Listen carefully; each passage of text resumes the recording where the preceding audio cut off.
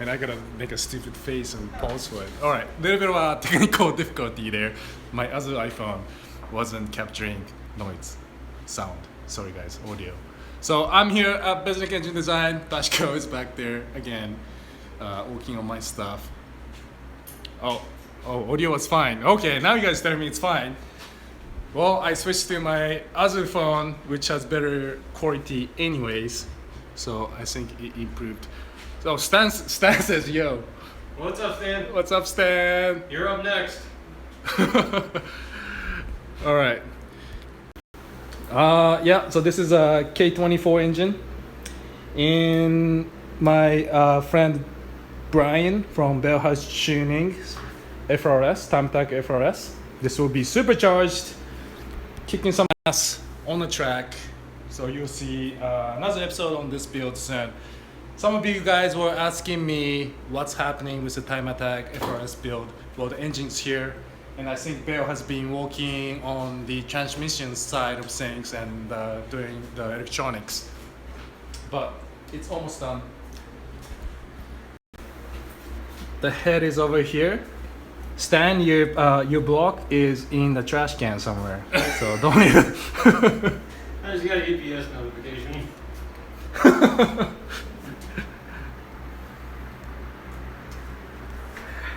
Yeah, so the head has. Are you ready for the next steps or something? Yeah. You wanna go film? Okay, hold on. I gotta put down the phone. So apparently the microphone goes silent when I flip the camera. Here somewhere, No. Eventually, I think I'm just gonna put it here for now. So I can actually see what people are saying. Oh, that's pretty clever. Right, this is the only reason I bought this camera today.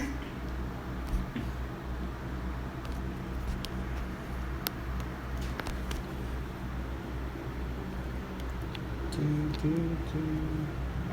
don't need this anymore.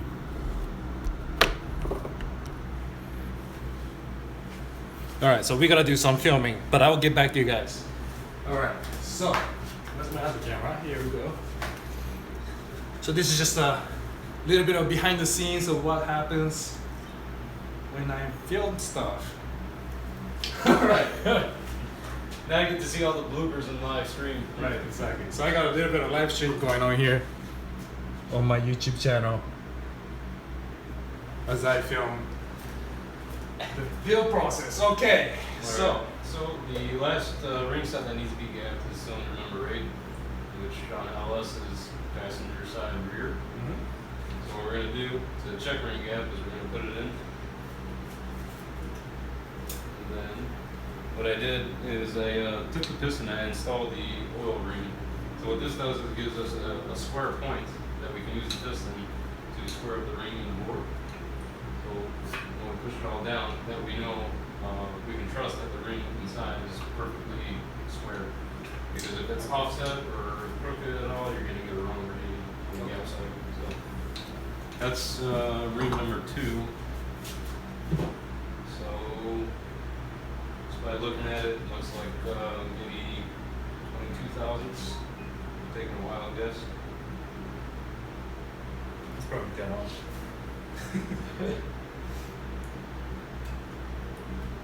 Wow, 23. Oh, that's pretty damn good though.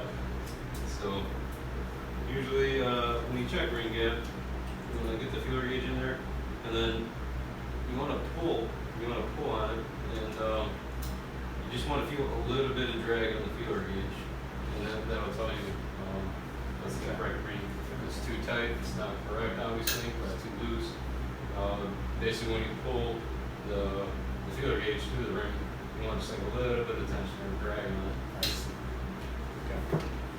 So that one's good. Now when it comes to ring gap settings, it all depends on application. You have a turbo car, nitrous car, NA. That really is what determines your ring gap sizes. Since this is going to be NA with basic upgrades, heads, cam, intake, stuff like that. Basic. Basic build. Jesus. What we can do is just take the factory settings and kind of go from there. Every ring manufacturer has their own. A basic street strip application. They tell tell you to take the bore size, times it by 4.5 like 0.0045. So when you do that, that gives you the exact number to gap to. Okay. Now I'd like to go a little bit looser on the looser end of things. Seeing that you're going to be tracking this car quite a bit, it's going to see prolonged periods of high duration of heat. You know, it's just not a street car where you're going to rip on it once or twice and then it gets a chance to cool down. You know, when you're going down the straightaway, this thing's full load for a little while. Right. So we want to give the rings enough slack to where they have just enough gap to where they don't butt up. Okay. So Now, does that mean I might be consuming more oil throughout the days because there's maybe a little more? not at all. As long as the second ring and the oil control ring are doing their job, Okay. which are new, you're not going to have that issue. Okay.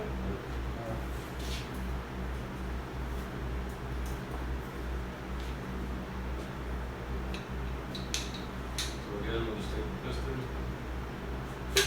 square it up on the board.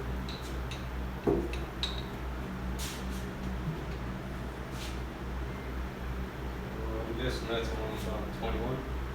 What's your guess, Ethan? 22. I seem to be on the low end of things too. Oh yeah, 21. Oh, nice. So actually, it's probably about 20 now. A little bit too tight. You're good. Yeah, 20. So I would call that good. Okay. And that's the advantage with the standard fit rings. Typically they come in redder than UV. So you don't have to adjust them and stuff like that. Yeah. So it's more of a science check in this sense. Right, yeah. Yep. We'll change it. I can't see the comments here. I think oh, hold on. No flip-flops, sir.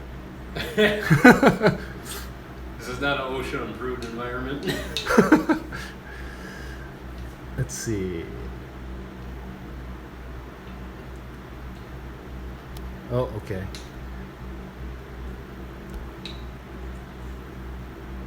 If you want to consume oil, go drive your rotary. You guys are funny.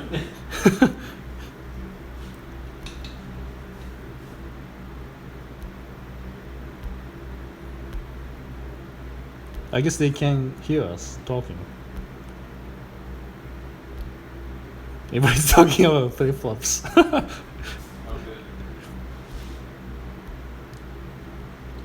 Cool. All right. I guess you guys can hear me too.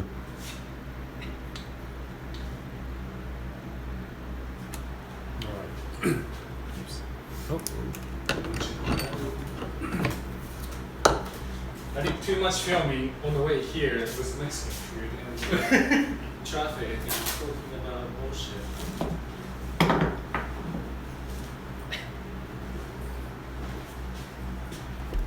Oh, can I take these pliers out from under here? Oh yeah. Yeah. Alright, thank You doing the repeating the same thing or? you. No, now that we checked the gaps, we can install them for good now. Oh, okay. No, this is just a double. I'll just do this.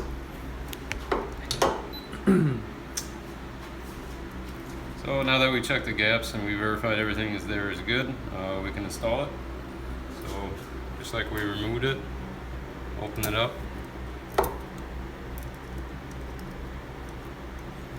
It's probably not the best to be on live feed, right? You're good.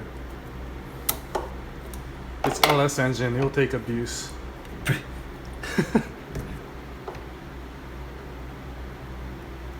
May have a lot of rotary guys on this channel apparently. Everybody's talking about rotary engines. I might have a build Rycotes. coming up pretty soon, so Do you really? maybe. You guys stay tuned. Oh wow. 13B? Yes. This guy says 6-port NA. I do want to do like a 20B build, but in like a, not in the RX-7, but in like a RX-3. You know, like a classic vintage style. Yeah, RX-3 with my own 20B NA. That would be sweet. I'd love to do something like that. My uncle used to have one back in the day. No way, really? Yep. Yeah, that's a beautiful car. Oh, I love RX. Oh, really? Yep. Yeah, RX Suites is awesome, man. I love those things. Alright, so once you got the rings installed, No, you're good. so once you got the rings installed, you just want to make sure they rotate freely. Okay. That there's no hang up, rotated 360 degrees, make sure it doesn't catch anywhere. Typically just shake them. If they rattle around, they're good. Okay. So now these are ready. So all the bearings have been installed. They've all been cleaned off. The bolts have been cleaned. Looking pretty. Looking brand new here. Awesome. So I want to stress to everybody too the importance of cleanliness. Obviously, that's about the most important thing when you're building an engine. Yeah. Just keep it clean. Exactly. So now bounce over to here and start prepping the bores, and I'll show you how to do that.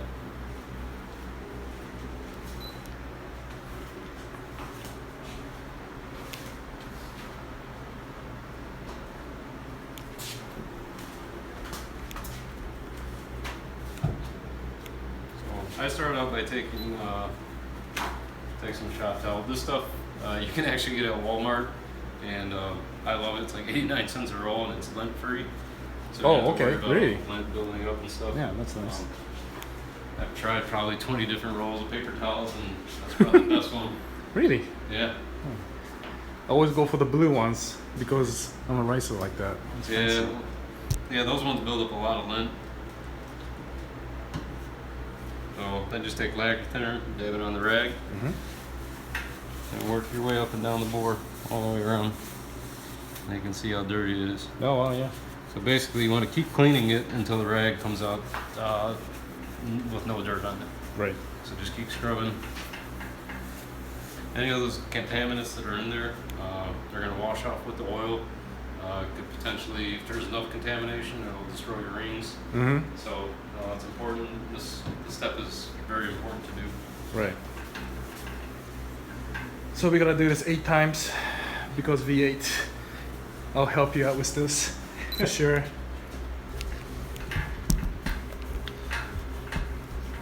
All right.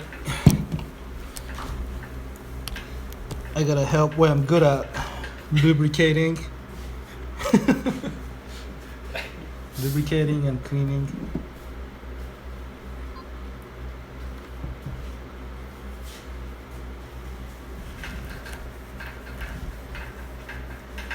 Man, I got like a whole chat session going on here on my feed. That's awesome. I wonder if I can watch it afterwards. It's always the rotary guys against the piston guys.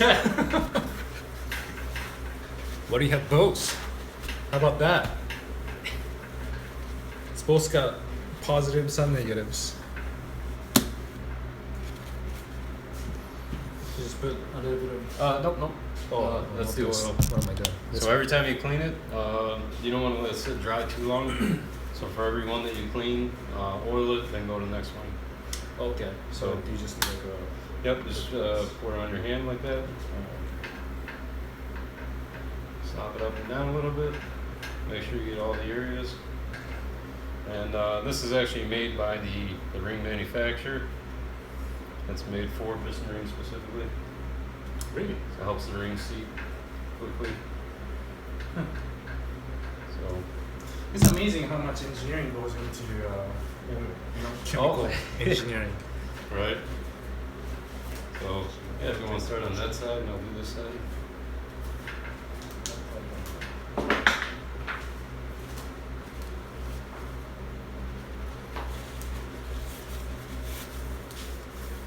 For every bore that you do, don't reuse the rag on the next one. Just go fresh one and go. Okay.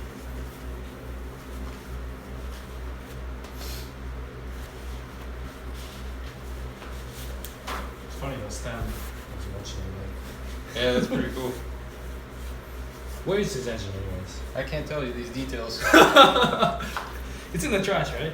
No. Definitely not. It's customer confidentiality. Oh, okay, alright.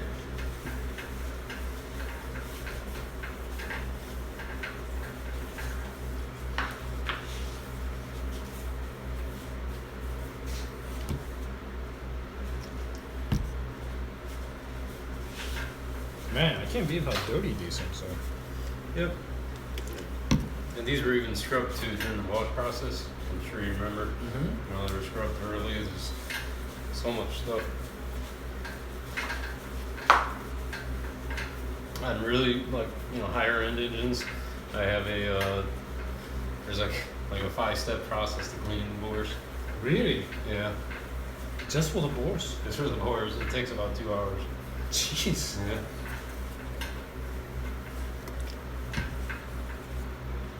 For a V8. Mm-hmm.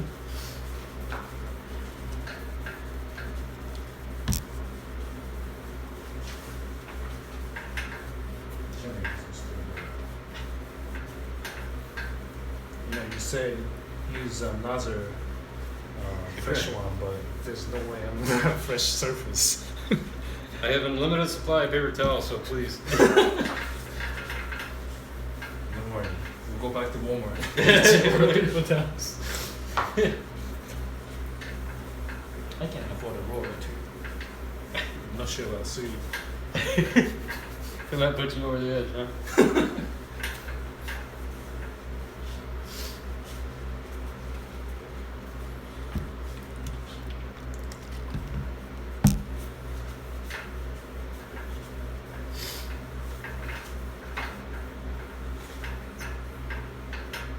Good enough? Yeah, no, that's good. Okay, where are you keeping the trash bag? You can just throw it right there. I'm not cleaning it all up. That's fine.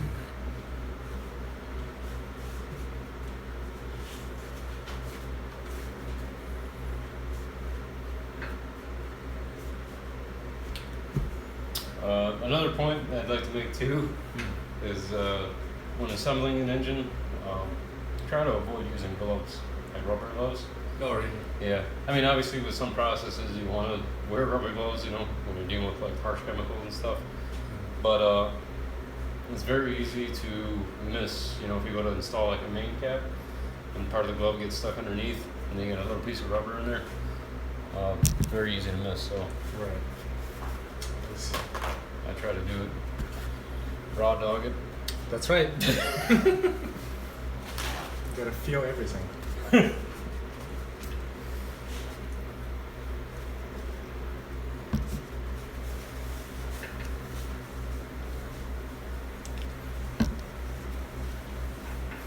There's 52 people watching, surprisingly. Awesome.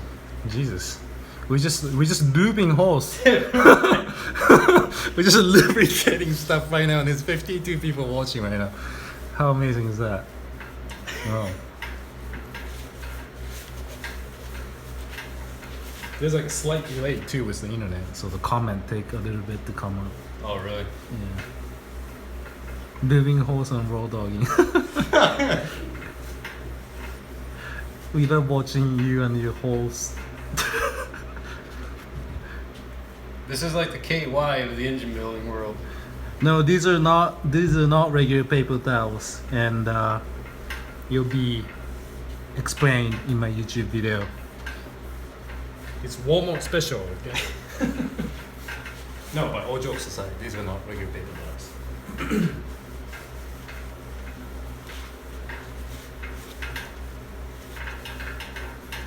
I should do live feed more. Yeah, that's awesome, yeah. No, it's 56 people since we started lubricating holes. Overnight sensation. Oh, I think Me Too got it into the camera, did he? Yeah, no problem. Superstar. Kitty, kitty. Who doesn't like cats? Come on. It should be in every video. He's the real brains behind the operation. Have you seen a video of like a owner putting a GoPro around the neck of a cat and like filming his day? I did. Have you seen that one? Yeah, He goes out like the club. yeah, like doing coke and partying hard. So funny. That was hilarious. My sister sent me that.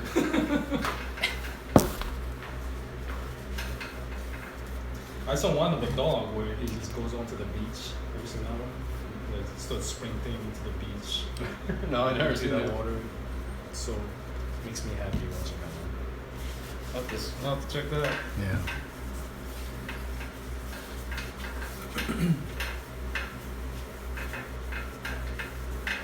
I'm weird when it comes to dogs. Like I like dogs, but Mhm. to me that's like an outside animal. Yeah. You know, I don't know why, but They're hard maintenance. I have bows and I love bows. yeah.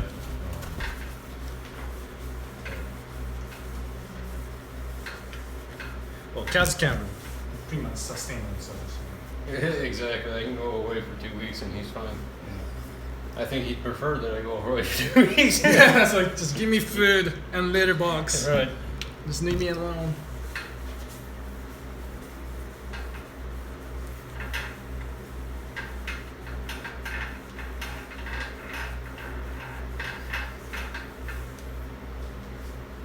So what's your favorite engine to build and the least favorite?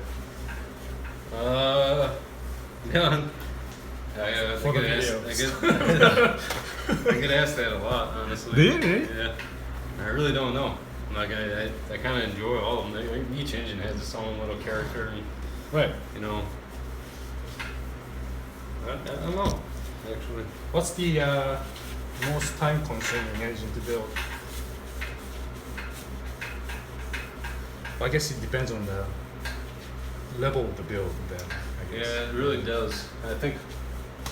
Or most complicated engine to build. I Probably guess. the most time consuming would probably I used to build like a heavy duty diesel engines at my last car, diesel. like 13 liter, 15 liter Caterpillars and stuff. And Jesus. those are pretty insane. The head bolt torque on those was it's 3 steps. It's 200 pound-feet initially, and then you go Initially 200 Yeah. pounds? 200 pound-feet, What? and then 90 degrees, another 90, and then another 90. Just- Wow. Yeah. Wow. It was an M16 head bolt, just a monster. M16. Mhm. Damn, I saw 120 was a lot. Oh yeah. But GTR is what? You said 150 or something? 160? I don't know. Those are it's 6 steps, and they start out at 40 newton meters, and then go 135 degrees, and then 135 degrees on top of that. So I don't know what the actual pound-feet rating is, but it takes a lot of force. 135 degrees twice is. Twice. Yeah.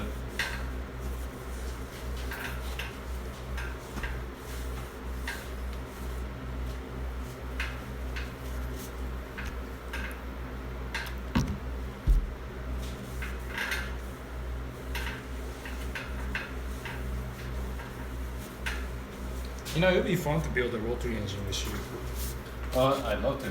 Do like a 3-rotor. I wouldn't do a 2-rotor. I feel like that's just a waste of time. Honestly. Nobody wants to see that. No, if I was gonna do rotary, it has to be 3-rotor. At least 3-rotor. 4-rotor is just out of my budget. I can't say I've ever messed with a 4-rotor, but I'd love to. Yeah. There's just so much custom, like fabrication. Right. It's so expensive. Yeah. And I'll never beat on it because if I break anything, then I'll be. There goes an eval, basically. It's like just building a R35 GTR, you know? So Yeah. if I blow up a transmission, well, there goes an eval.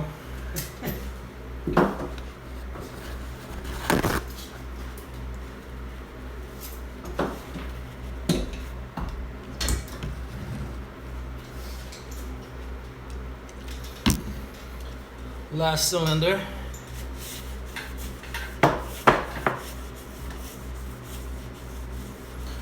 Portugal. Nice. Yeah, wow, Portugal. Yeah, I like Portugal.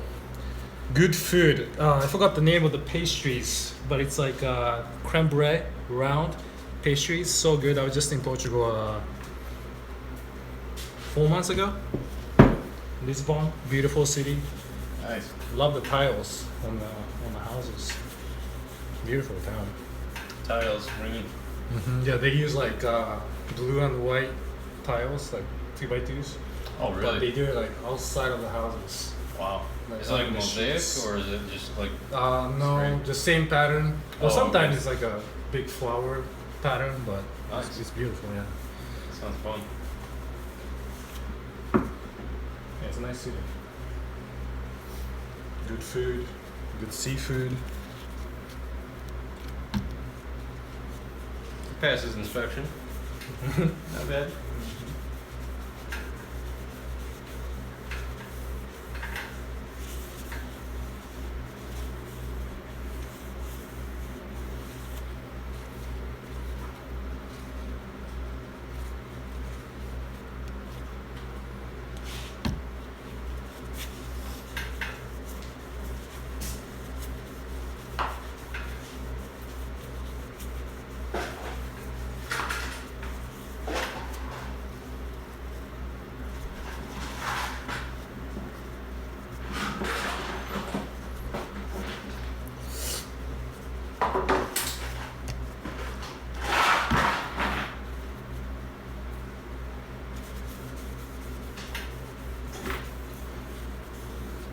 What's up, guys? For those of you who are just joining, I'm a Besnik engine design with Pascal, reassembling the LL6 engine. Everything's cleaned up.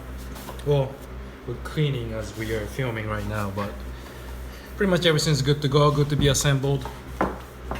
So just wiping off the bores, lubricating with this assembly oil, specially made for piston rings. And we should be ready to put pistons in soon.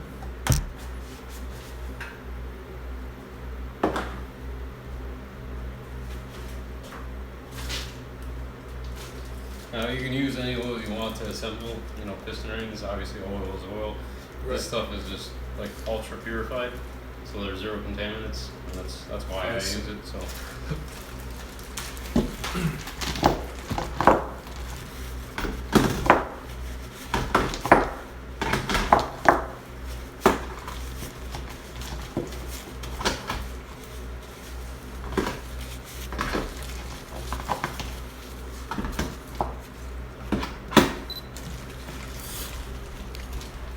Alright, lubrication and cleaning is done.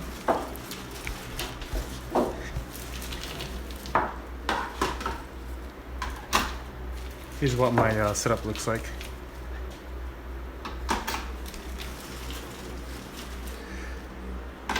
There's still 54 people watching, surprisingly. So I'm doing over here is putting all the lifters. Oh, should I film this? I don't know. Probably not. It's not that Okay. big of a deal. I'm just putting all the lifters in a tray. And Okay. This way we can soak them in oil and get them prepared. Soaking Oh. them in oil, what it does is it fills the cavity. You know, like these small holes. It fills up the cavity with oil. So when you go to start the engine, it doesn't waste time trying to fill the lifter up and Make that ticking noise. and stuff. make that ticking noise. So. Ah, okay.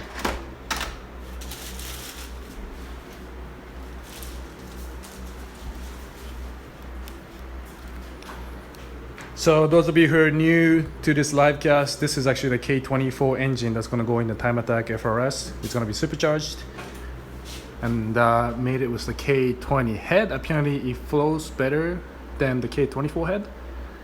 Correct me if I'm wrong because I'm not a Honda guy. But K20 head, K24 block in a Toyota with Here, let's check supercharging. this out.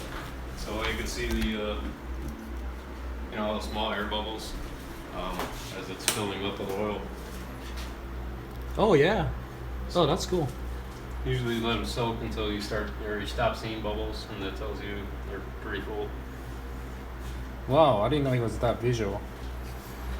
So what we're doing here is we're soaking up the lifters because there is air inside the lifters because it's been sitting outside so long. So what we're doing is putting it inside oil, and you can see the air bubbles coming out of the lifters.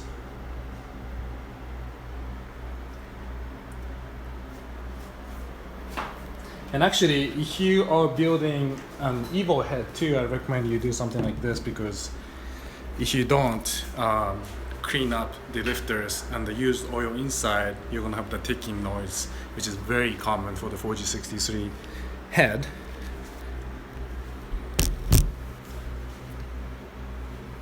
So now we got our bores prepped. So now we have our bores prepped. Yeah. And we can start the process of piston installation. All right. And so we'll start with cylinder number 1. I like to work on the bank side, 1, 3, 5, 7, and flip and do the other side. Some people like to do 1, 2, 3, 4, 5, 6, 7, 8.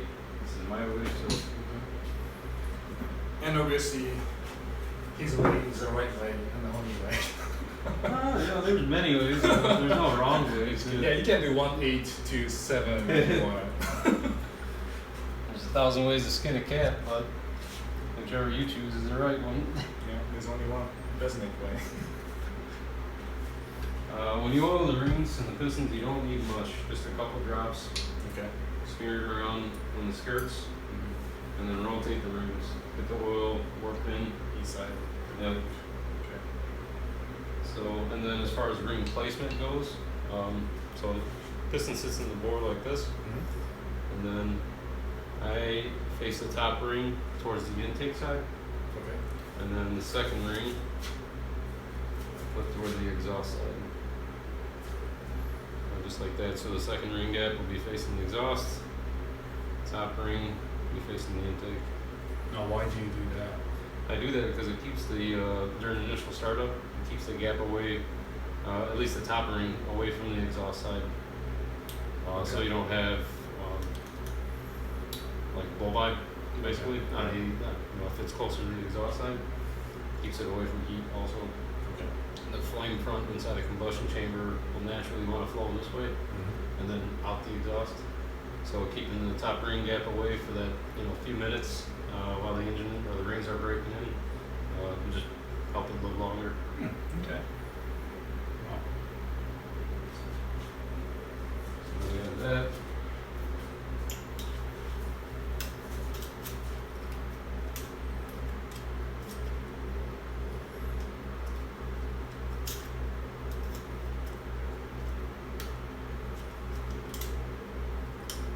Is this like a ring compressor tool? Yep. This is the ring compressor tool. I just guessed that name. That's the correct terminology. That was a good guess. So now that we have the rings compressed, the bearings are already in there. Just add a little assembly lube. Again, with this, you don't need a whole lot. Assembly lube is not like oil, it doesn't run. So Right, yeah, this stuff is very thick. yeah, so you lay it on there and it stays there.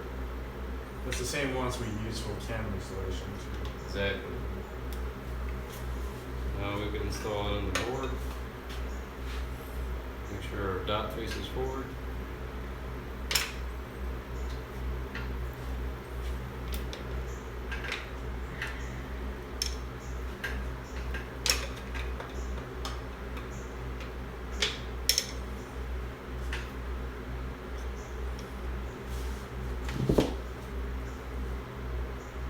And just lightly tap.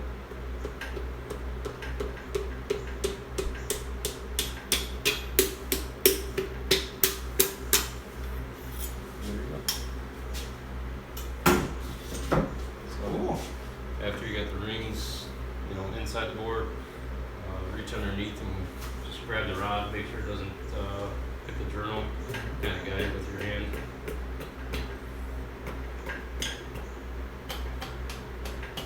Now it's fully seated. Nice. Ta-da! So now we can flip it.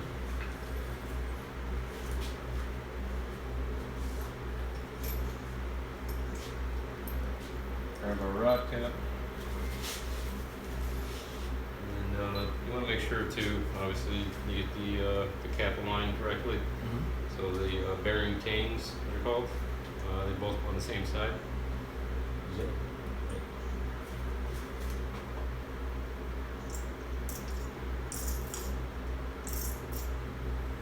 like I need to go shopping. I use all your loops. Engine loops. Yeah. I thought about going there. But I realized I'm on live feed, so. So, there's that. Then we'll grab the ARP assembly loop.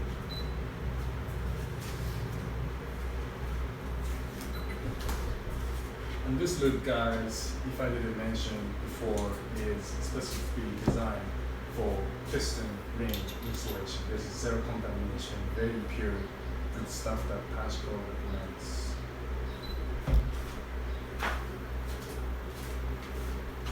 So when lubing up the bolts, it's very common that people just lube the threads. Mm-hmm. Actually, the most critical area of bolt lubrication is the underhead, because that's where all the force, or most of the force gets applied, is on the shoulder of the bolt. So it's very important that you lube that up too. Oh, wow. And what kind of lube are you using? This is the ARP.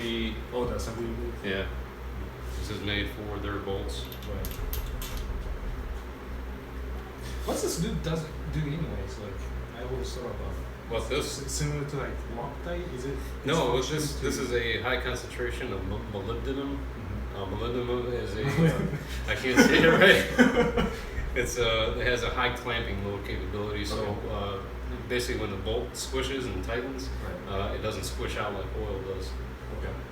So basically, just has a higher tension or modulus of elasticity or whatever it's called. Okay.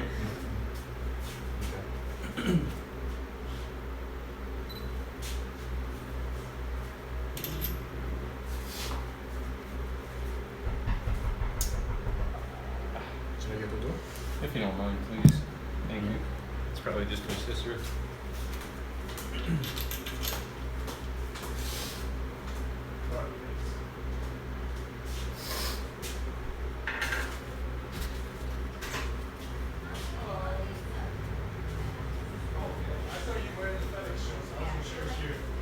Person? No, it's soliciting. Right. Hey, it's after hours. Sorry to bother you guys. No problem. I'll wait. We're gonna eat. We brought food, so Alright. I'll wait till you're done. Okay, thanks. It's gonna be all night.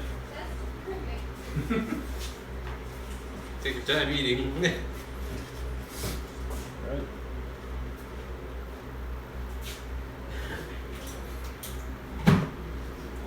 What's going on, man?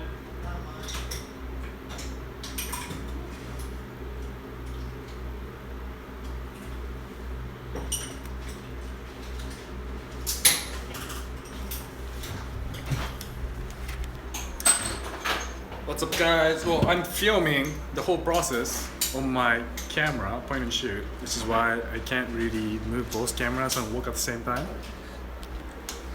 But we got first piston in there, which is getting torqued up. We'll just tighten it for now and torque it up later. Okay, Yeah. just keep it in place. Yep. And yes, you can definitely watch this later. It'll be edited. It's getting filmed on this camera. It will be edited and posted on my YouTube channel as always.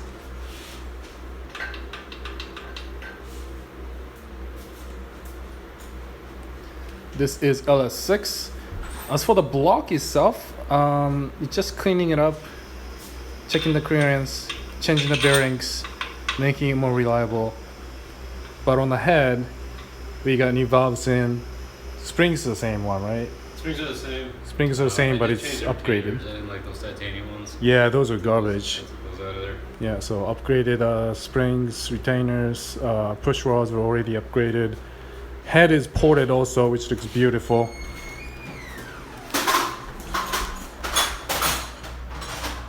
Look at that porting job. Nope, it's not iron block. Aluminum out of a Z06, C5Z06 basically runs the same LS6 engine.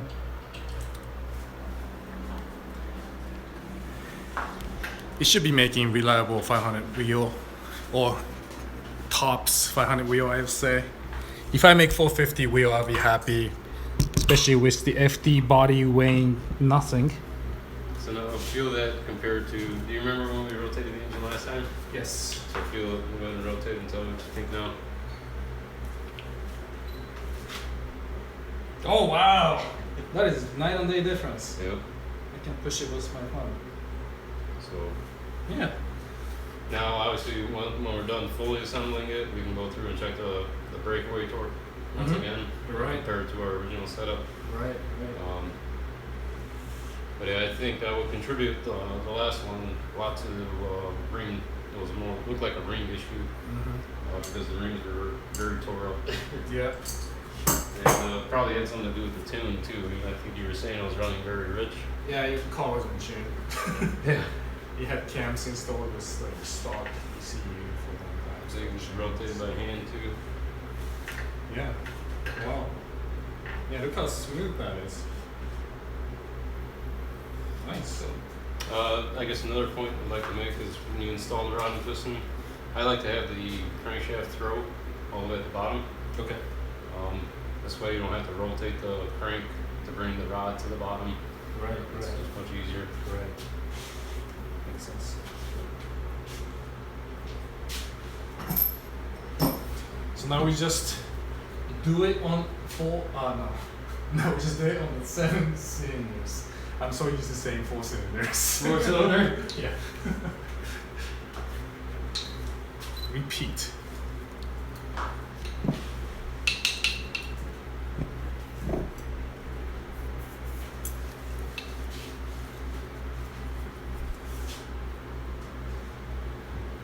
I'll do this side, you do that side? Yeah. Sound good? Yes.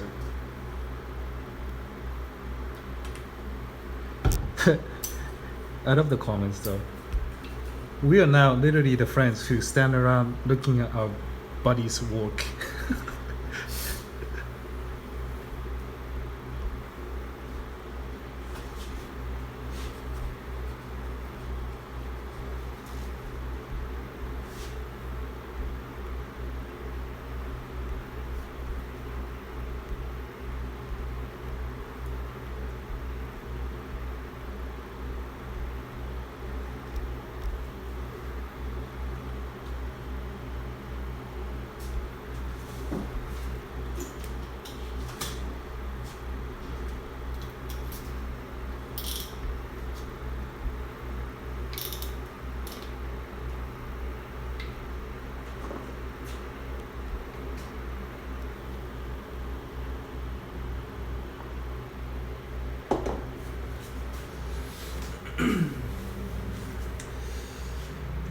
So I can just set it in from the side here. No, I'd like to get these done first. Oh, okay. And then, but I'm saying like I'll do these and then you can do those if you want. Yeah, no, I'll definitely. Of course.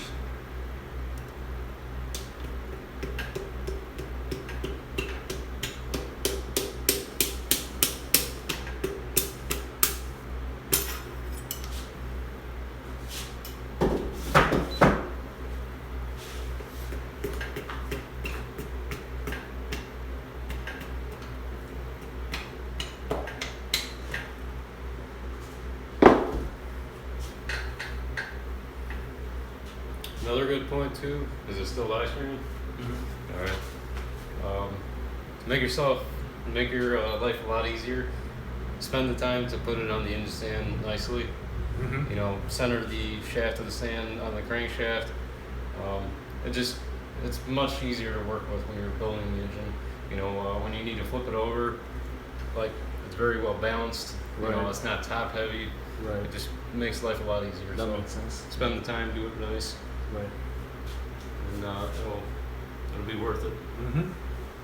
Yeah, I remember you're particular about that when I print it out. Yeah. Makes sense though. You can ask my employees too. They hate me. Well, it pays off, you know. It does. Let's work for later.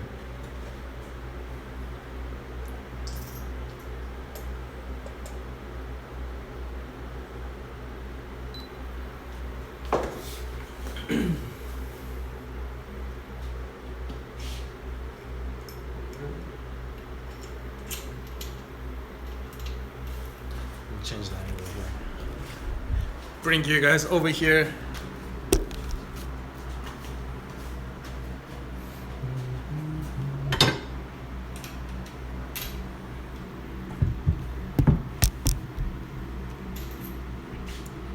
There you go.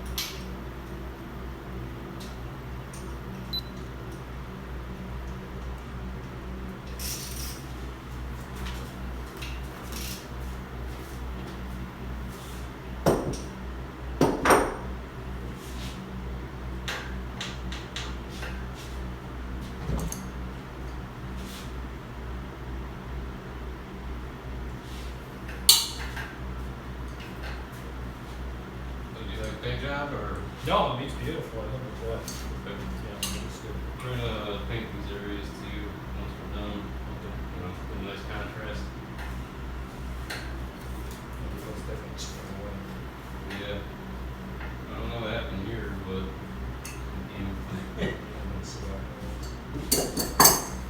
Hopefully, I don't even have to see this. right. It's the last time.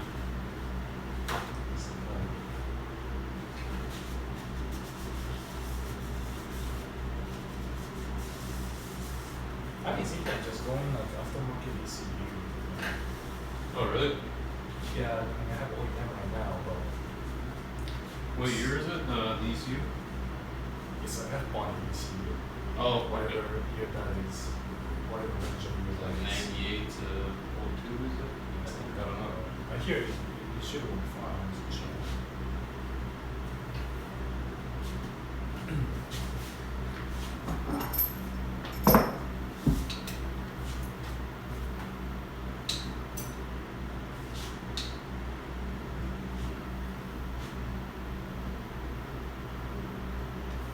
You want to lubricate the other ones?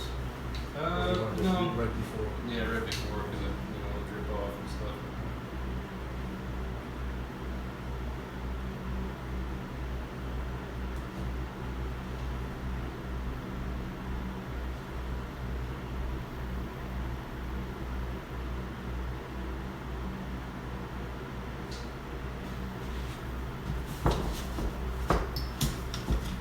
Anybody got any questions?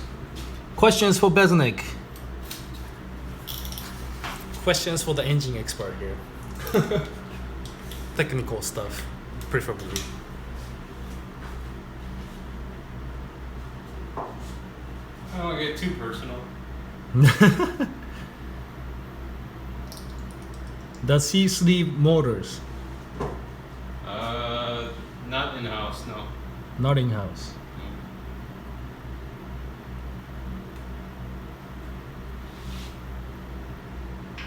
Would you take any interns? I got two right now.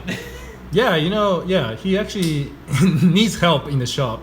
He's so particular with his work and he does an amazing job. And he has 2 high schoolers, I believe. Yeah. Right? Yeah. Helping him out on the side. So yeah, if you guys are in the area looking for a part-time job, and man, I wish I had somebody like Pashko growing up, like if I was in high school or middle school, because the amount of knowledge he has given me is literally irreplaceable. And you get paid while you're learning. That's amazing. Yeah, he has a lot of knowledge. So if you wanna intern for him, I'm open to options though. yeah. So send a message on Facebook or something. Resumes, no. Resumes with Resume, yeah, cover resume. page. Professional. 3.8 or higher.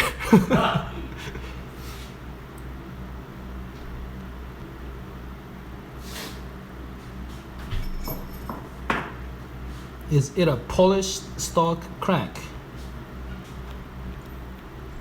You talking to me or? Yeah. Oh yeah, that's a polished stock size journal crank.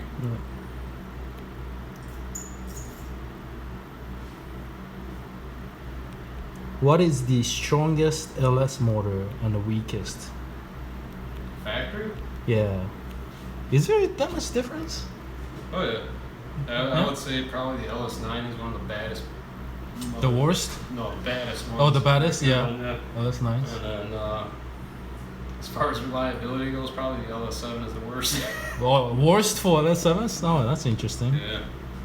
Okay. But they do have potential when done correctly. When done correctly.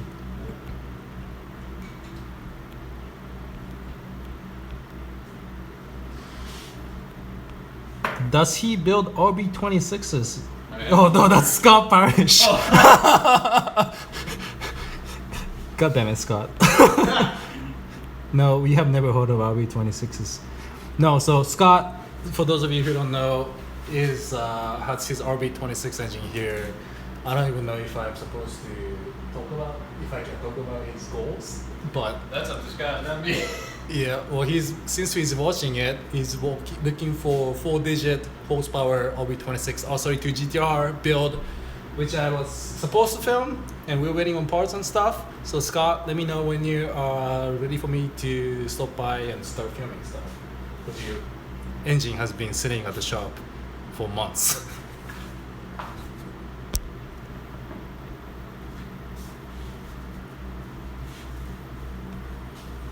We're going to be testing the limits of the RB26 crankshaft. Oh yeah.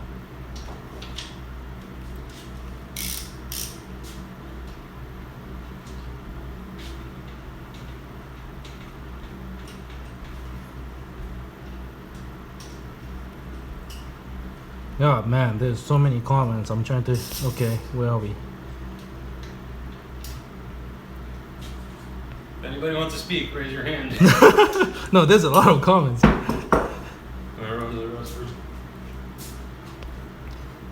Has Pashka got love for non-American cars? Yes, he does. Absolutely. Yeah. No, we got. That's a K24 engine you see there. That's the motor that's gonna go into the FRS Time Attack series car that I'm filming. K20 head there.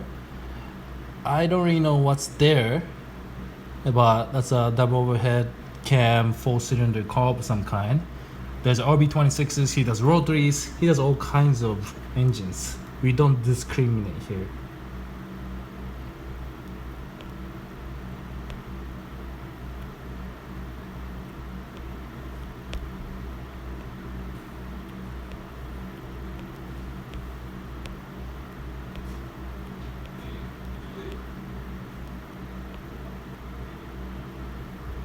Would I ever do a Honda build?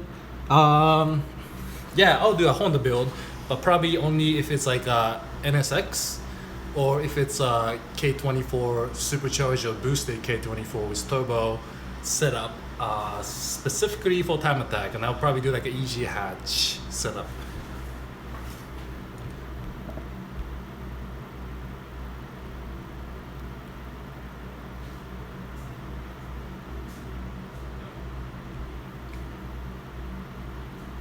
What do I think about the 4B11 in Evo 10s?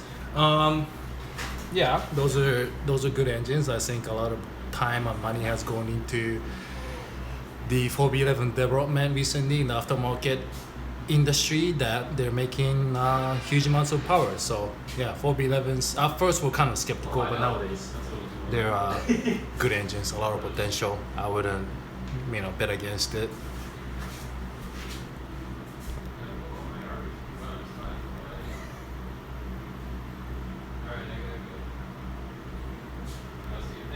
S2000s are great, but I think it's a little underpowered stock. I'll probably put a turbo, especially with the 4G internals. Just strap on the GT35R and go to town.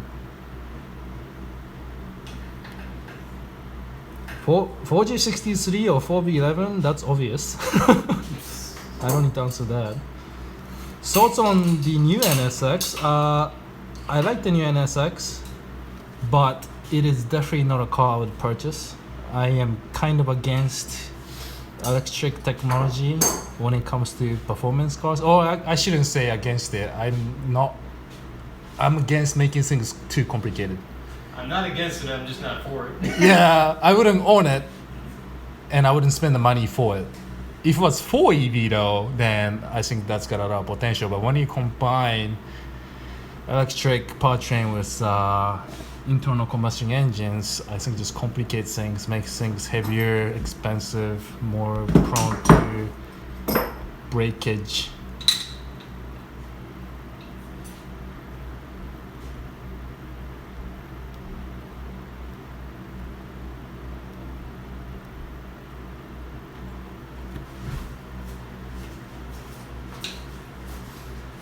Can I help out?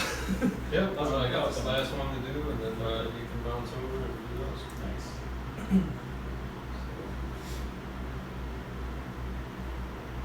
So what was the rig gap settings? The rim gap is 20 thousandths on the top and 22 to 22. The rotation.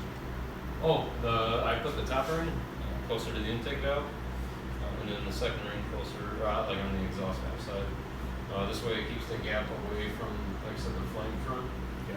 So as the piston or as combustion starts happening, the flame front naturally wants to move this way. Right. And if the gap is on that side, that's where most of the heat, the low light heat, is going to go. So we'll keep it on that side, at least till the rings get seated in, and then obviously they're going to rotate when the engine's running. And then we have no control over that anyway. Yeah. But for initial start purposes, just a rule of thumb I like to keep.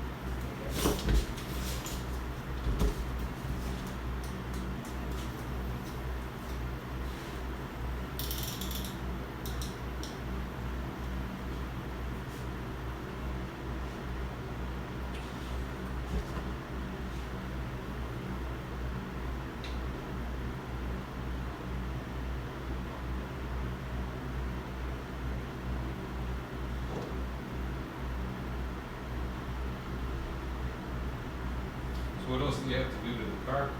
Or is it pretty much ready for us? Suspension wise, it's good to go. Good. Like the bushings already. Diff is good to go. Rear brakes maybe.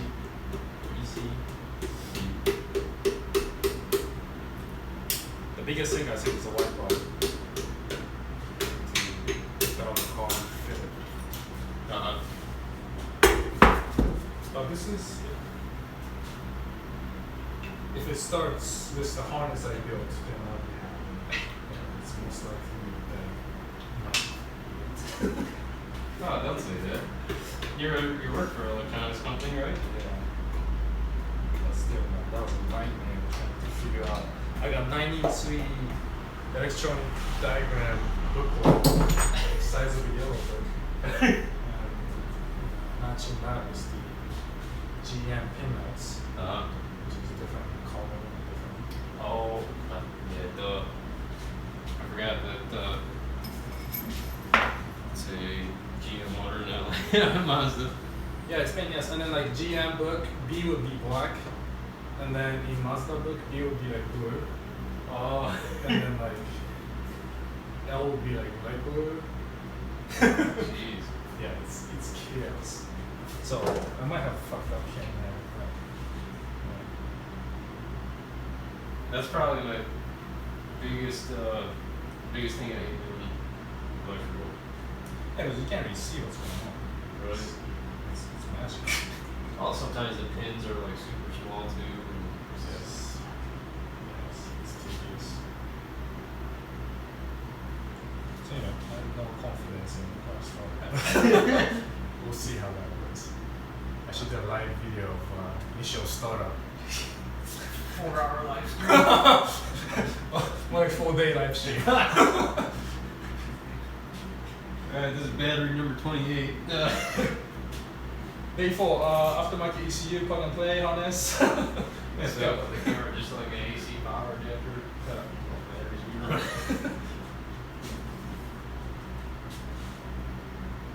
Yeah, but if the car doesn't start, it's gonna go aftermarket ECU and harness probably. Oh, okay. Plug and play, but I'm not gonna switch that. I just want to call it dynamic. Right. I think you'll be happy with it.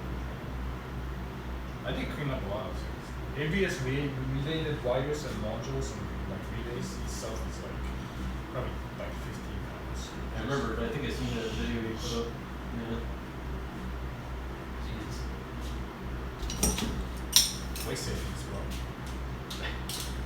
have to do, like, when you delete the ABS module, what did you have to do, like, hydraulically for the brake system? So you just bypass the ABS module completely and just run it from the station Oh, okay. the distributor. Gotcha. But what you have to do is install the diverter valve or adjusting valve, whatever it's called. Oh, Proportion valve from front to back. Okay. Some stove stove, some contact, depending on units.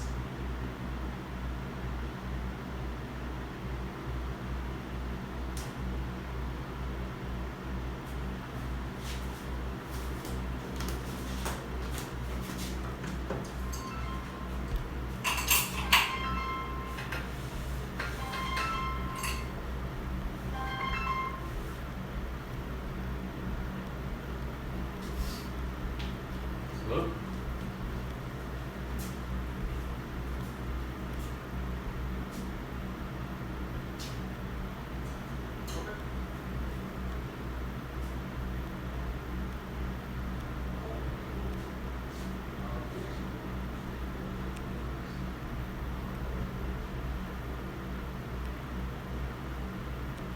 Man, Evo 5 would be awesome car to build. The power to weight ratio in Evo 5 would be so fun. It's probably one of my favorite cars, the Evo 5 6 generations. And that's another reason why I love like the Subaru 2.5 RS, the 22B. That's the good old age back in the 90s.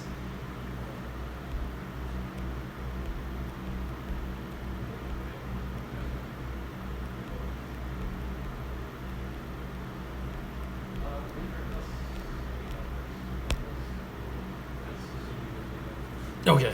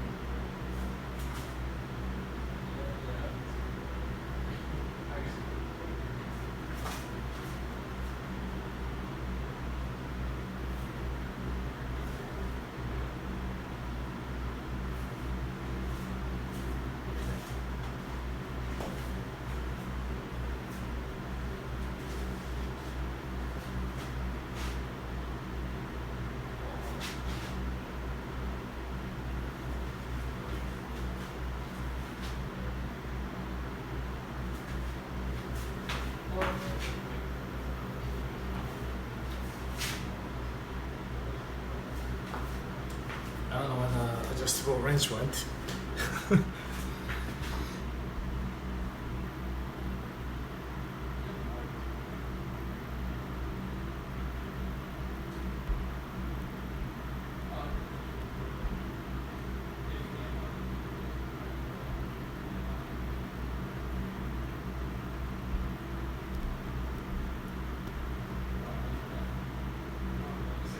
Man, Chrysler cars. I actually work with Chrysler in my day job. And I don't know, I shouldn't talk shit about them, I guess. But the only FCA vehicle I would own is the trucks. Of course, I have the Dodge Ram. And probably the SRT Viper. But then even that, I know a friend with one and he has a lot of electrical issues. So I'm not a big FCA Chrysler Moper fan. And speaking of FCA, which is not really Chrysler, I would love to own Alfa Romeo 4C. That sounds like a fun little go-kart to drive. No power steering, Lightweight. It's like Italian Miata. Not many people mess with the 4C stuff. No, I don't know. Actually. I don't really know aftermarket.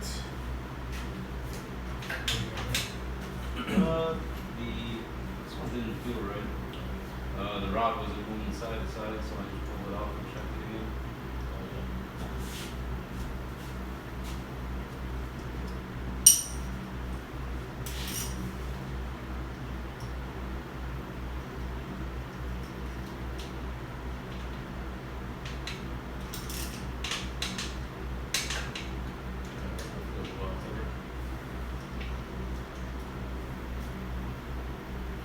New question.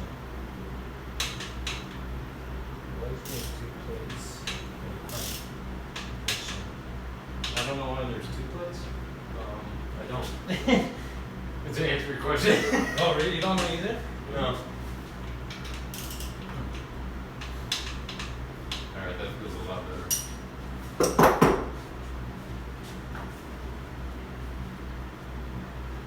So, flip it over and put you to work. All right. So, like I said, you want to grab the adjustment. Oh, I left it in the room. See, this is what happens to you. You get distracted. Yep. Tools go everywhere.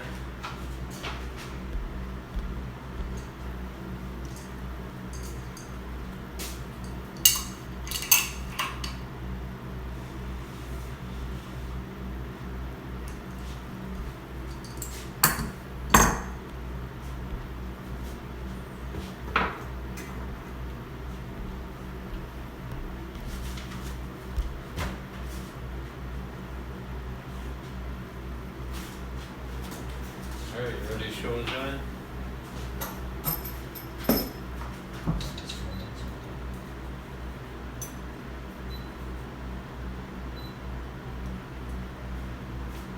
So,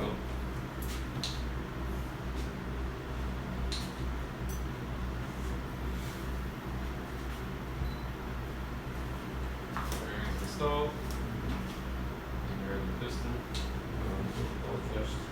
So, just make sure none of those rings are on that.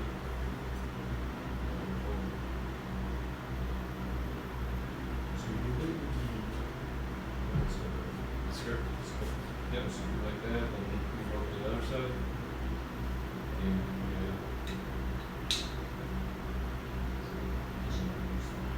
Right, and grab the rings and spin them around. There you go. You can actually feel when all the oil like becomes engaged in the ring. Oh yeah. Yeah, like you just it gets like it bites down, you know. So do that, and then so you got your dot facing forward. Okay. Now this is the intake side, so make sure you orient to the rings. Or the top ring. It'd be easier if you go on that side of the thing. Yep. So the top ring would be facing this way.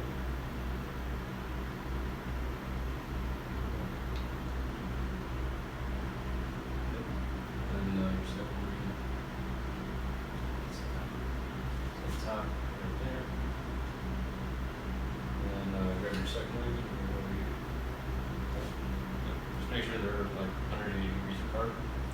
And then now you have time to just double check, regardless of you know you did it right or not.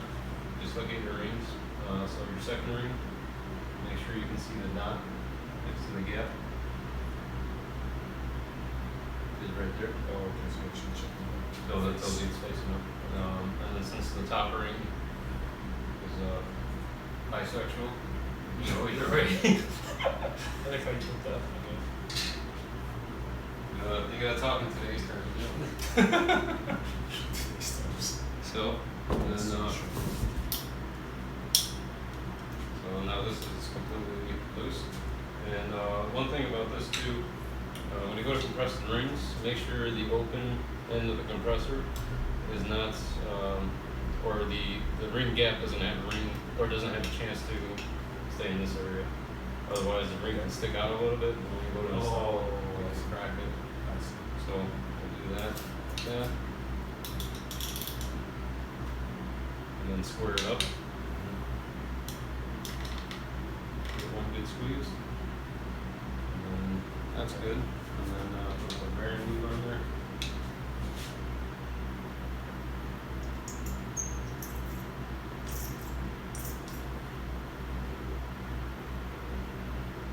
I'm sure I'm gonna sound like this. Just have Mexican food.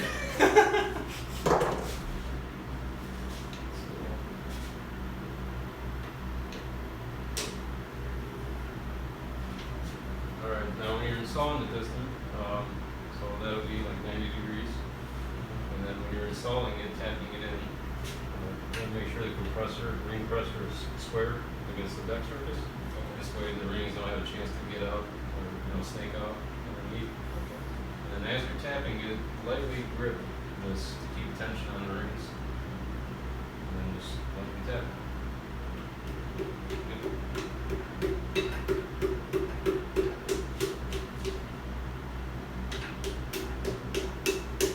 Now as the rings get closer to the edge of the board, it's gonna, it's not gonna feel as smooth. Right.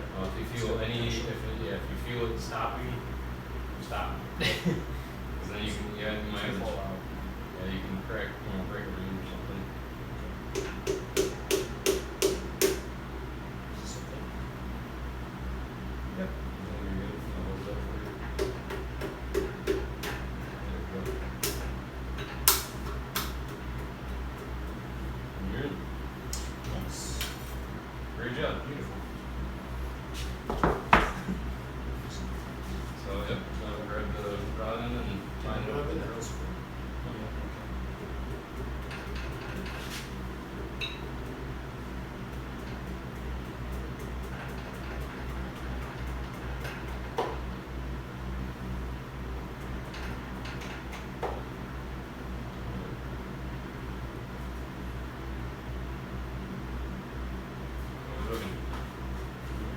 Let's take a look. Yeah, so now It's hitting the there we go.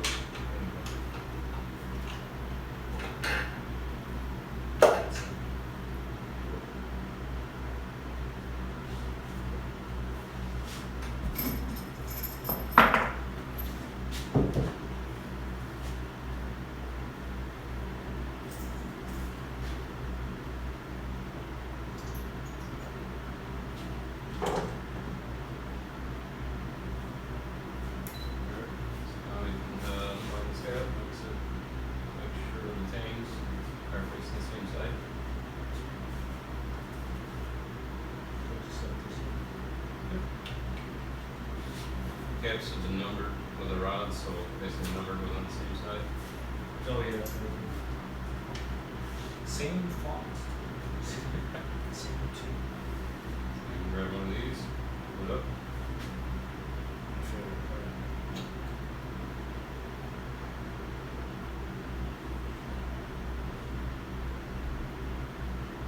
Say nothing. You took wing I did by accident. I forgot to spray it off the brush, but just make sure you get under the head.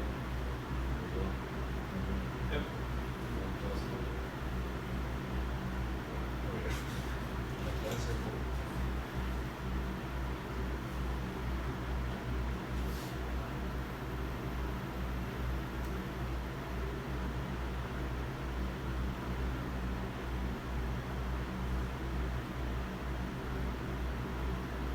Like I said, assembly should be the very last thing you do.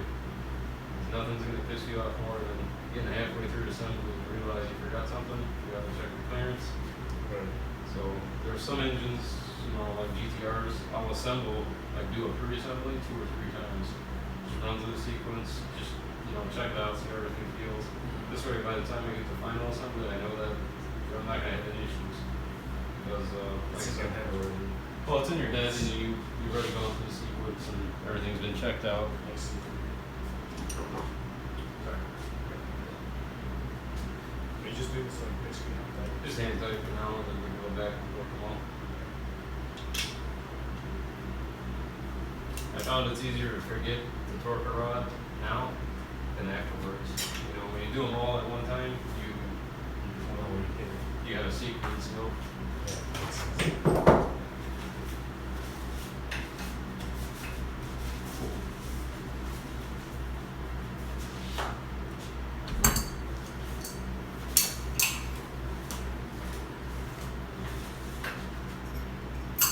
We got wheat. What's that? We should be at number 4. Should know this one.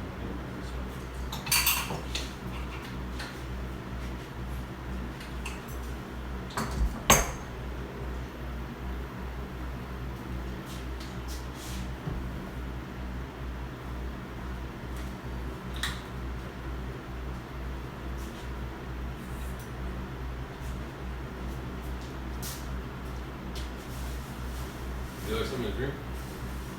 Oh yeah. Oh, if you could grab me the order. Yeah. Sure.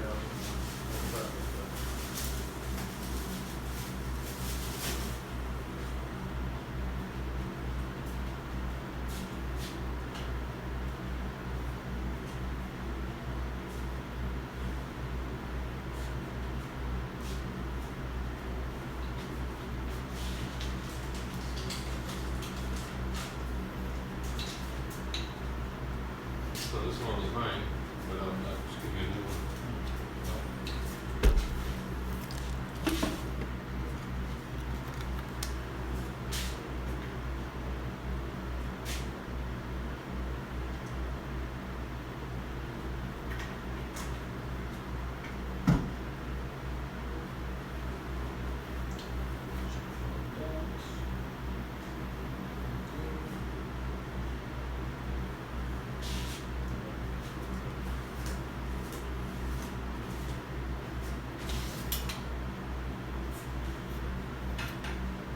So how's this in do you? So, you go like this. The little that releases it.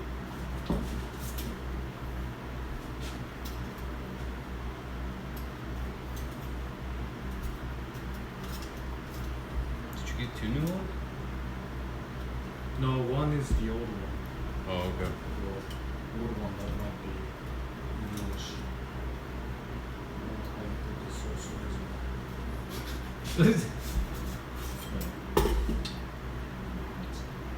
Do you hold the rings in a little bit before? No. What I do is I'll do this one and then just hold this one like that. Check out where my gaps are. Flip this over.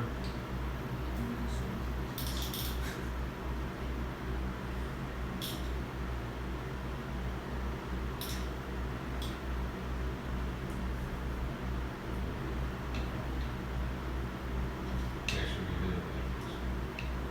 No, we didn't. That was correct. I was looking at your side. Yeah.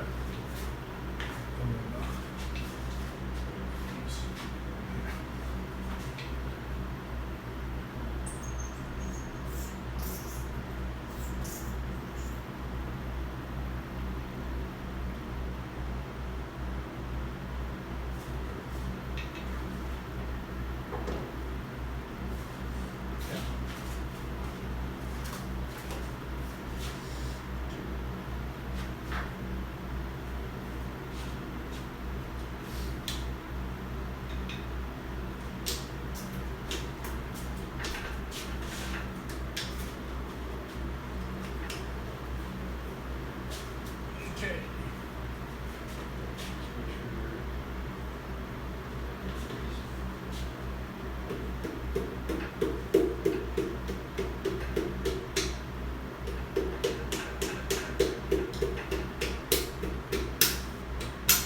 That snapping sound is scary. It is. Yeah. Scraping sound. Yeah.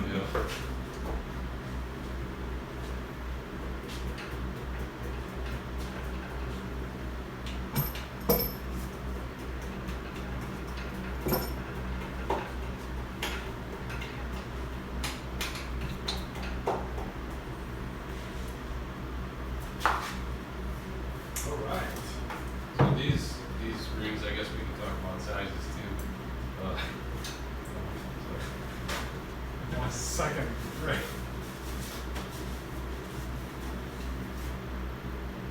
no, I don't think you need to record it. Oh. I guess we do. Well, No. if I don't like it, I will listen. Okay. Okay. So I guess we can talk about piston ring thicknesses too, and their effect on engine operation. Okay.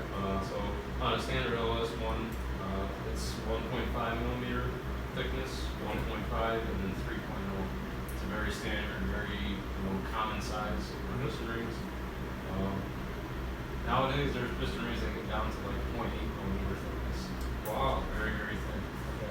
Now, I think in our last video we were talking about the thinner the ring, the less friction we have on the cylinder wall. So that's the reason they do that. Okay. Obviously, with all the thinner rings, you run into other problems too. If the ring material is not stiff enough, like a tool steel or something like that, the ring will actually flutter. And by that I mean under high speed, high combustion pressure, the ring will actually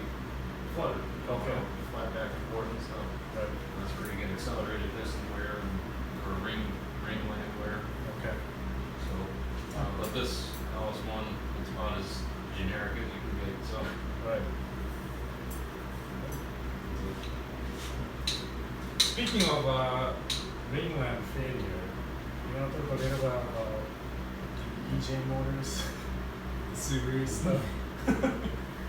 Where do I start? Good answer.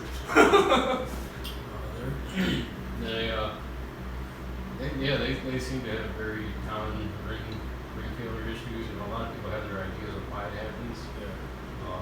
I don't particularly know why. Yeah. And it seems to be narrowed down to 2 or 3 cylinders. You know, it's either number 3 or number 4. At least the ones that I've had come through here. I really don't know. There's a lot of theories on why that happens. Honestly, everybody has an idea, but I can't really narrow it down. I've done failure analysis on a few of them, and the failure mode between the 2 or 3 that I've had come through here, it's the same problem, different cylinders. So that kind of narrows down, you know, what the oil system issue. I don't know. You know what I mean? If it was one cylinder on every engine, obviously there's a problem. Right. But it kind of goes back and forth between the application. It could also be just a piston issue too. You know, it could be a piston, you know, the piston itself, Right. the material that you chose or whatever. Sure. But yeah, I don't have a 100% definite answer on why that happens. But you have done Subaru engines too. Quite a few. Oh, okay. EJ25s. I just recently did an F820. Yeah. So I know some of you guys are Subaru owners, so yeah, if you blow up your Subaru engine, which is obviously very common, I shouldn't say that. But yeah, I mean, if you have any questions on Subaru engines, just ask my friend Besnik, engine designer. Hope to help out. Alright, cool. Even if you just want to talk. Yeah. Yeah. Money guy. I'm just kidding. Long. You had to throw that in. Just messing with you. I know. So now you can rotate the crank. So the journal is all the way down. How does it feel, Master? No, it's good. Well lubricated. Alright, perfect.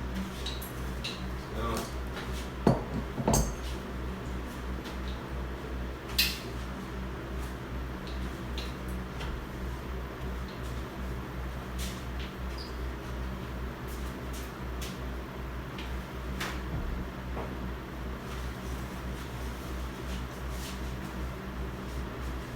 How many engines are you working on this week? actually just 3. Oh, okay. I got, Brian's, I gotta finish it up. I'll finish that up tomorrow. And I have a high compression big block Chevy. What happened to the one out there? Is that the one you're talking about? That's the one we're working on. Oh, wow, yeah. So, Are you gonna finish that up, try to? this week is the goal. I tell everybody I just stopped giving deadlines because I never meet them. So Well, when it's done, Well, you it's never done. know until you get into it either, right? That's the thing. You You know, get all it's, kinds of it's very surprises. yeah. It's very hard to explain to a customer, you know. I think every customer should understand that building an engine is full of surprises and it takes time and patience. That is Or do it yourself, you know. right. Patience now will pay off in the long run. That's it. Oh, I forgot to mention too on the ring compressor, there's a top and bottom. Oh, there is. Yeah, so you can see the arrow. And basically what that means is,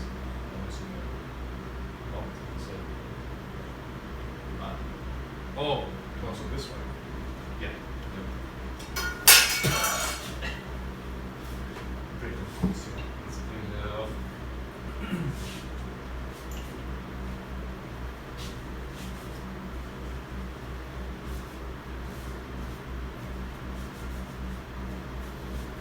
Is it tapered out? No, but actually it's not tapered. It just moves the clamping force from the pliers closer to the bottom. So, you know, if you try to install it this way, by the time the ring gets all the way to the very edge, the tool is so distorted, you know, it kind of gets over the bore size. So this keeps all the clamping force toward the bottom. That makes sense.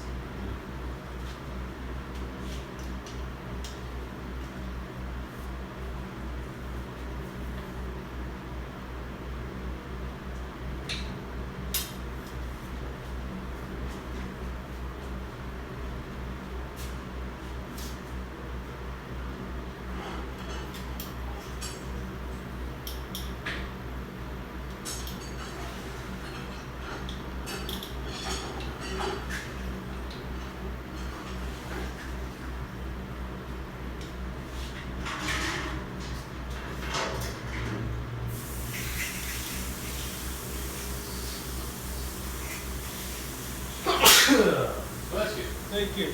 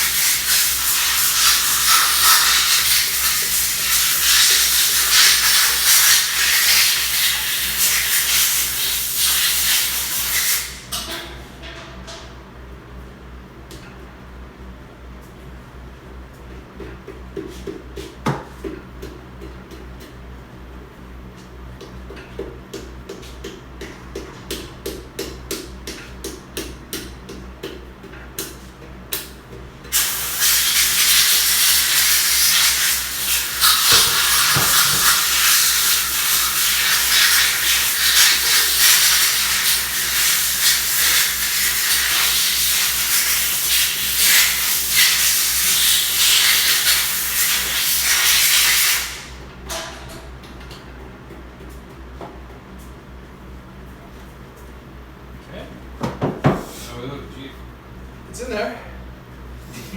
Sounds good. Doesn't matter. Okay.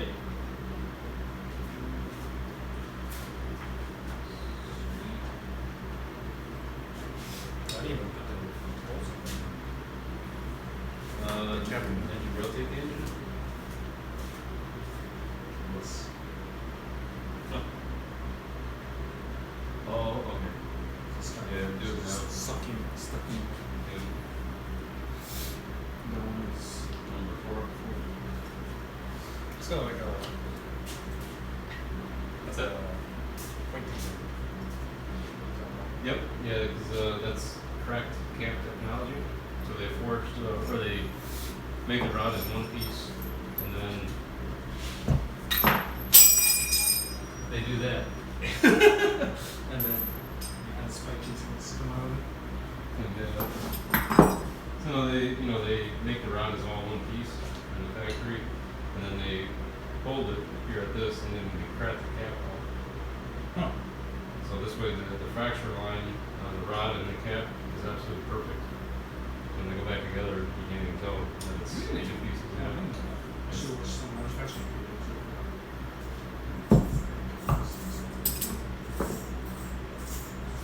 I think I have another one.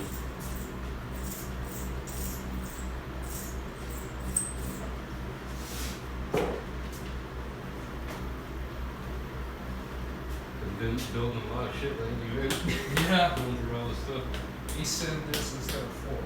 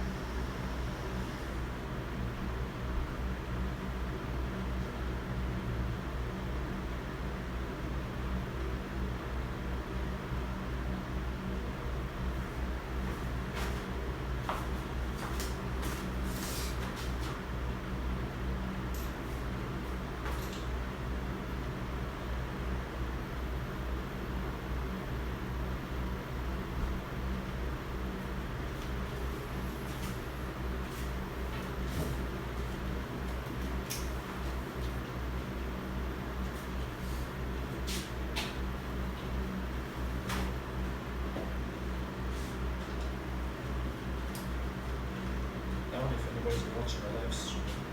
Still. If they are, they must be super bored motherfuckers. If my phone's even alive. There is. They're still commenting. There's Really? 39 people watching, yeah. Wow. Fuck it, we'll do live. You guys are dedicated. They're having like their own conversation here. Any questions? What's up? Yeah, questions. Question for the expert here, not me, Besnik, the engine expert. Scott, what? Is Scott having like a conversation here? Oh yeah, he is. He's still on. That doesn't look like rotary. Nope. Not quite. Why are you wearing flip-flops? Because it's hot as hell in here. And then I know Pashko doesn't drop anything ever. Oh,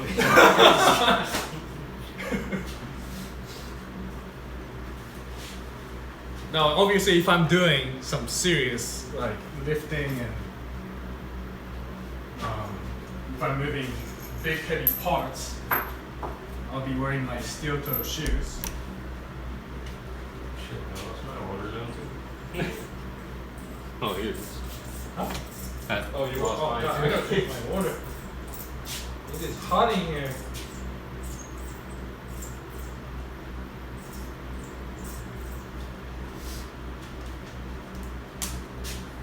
Yeah, look at. If you tap on the screen, you can see the comments.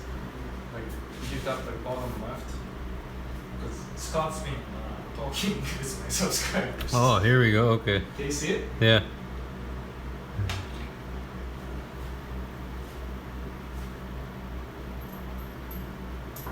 I'm surprised you still got that many. You didn't ask me. Oh, you got low battery. Oh yeah. Yep.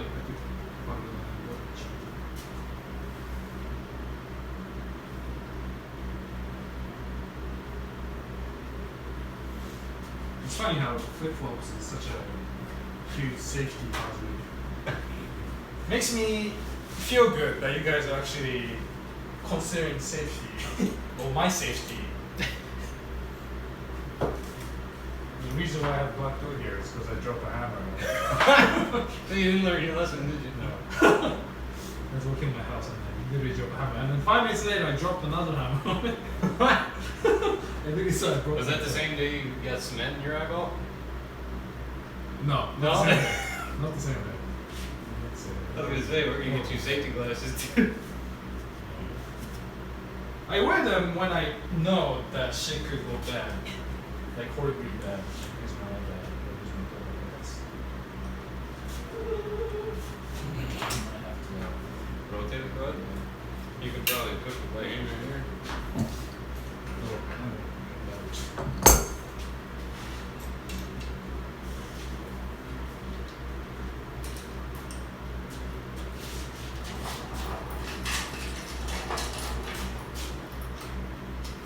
What's funny though is, you work for major OEM or major tier 1, should I say, and I work with big companies. They make sure their employees have safety equipment, right? Yeah. And then I go to countries like Thailand, and I see people, no shirt, just pants, like shorts, flip-flops, welding on the streets. Wow. Without a welding mask. They're just like, That's crazy. yeah, I see shit like that in Thailand, and I was like, damn. Like, they don't give a fuck. Yeah. I understand, like, I agree with safety protocol and stuff like that, but some, Well, sometimes it's excessive. yeah, it's like, It's yeah, common yeah, sense. yeah. It's common sense that I should be wearing shoes when I'm building engines. all the heavy components are in place for this. Very good. Yeah. There you go, that's good. Makes me feel better. Just take a sip of water here, real quick.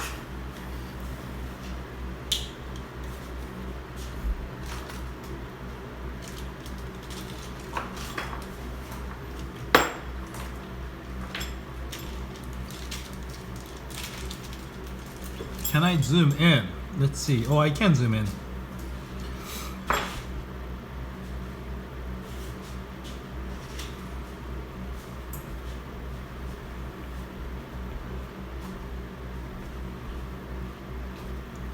Did that zoom in? Did that work, guys?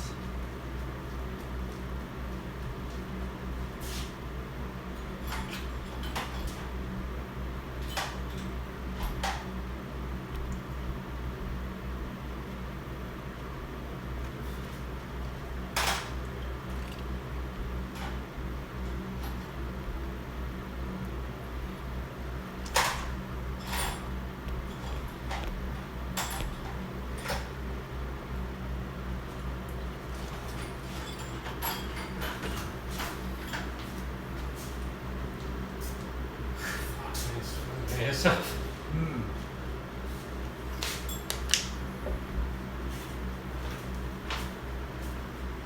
It's a little warm in here. In case we didn't mention that. It's like Japan, except I'm building VA. I'm gonna put that phone on charger real quick. Okay. Do you need a charger or? No, I see that. Because this is how I did a live feed on Dino Day. Oh, okay. I had it plugged in. Give them a different angle here, guys. No, it's LS6.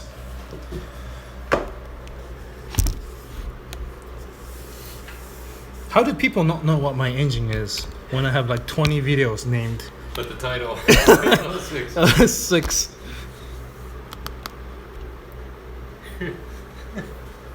Not to talk shit. No, it's alright, dude. I'm just messing with you. Alright. Last one. Yeah. Last one. Okay.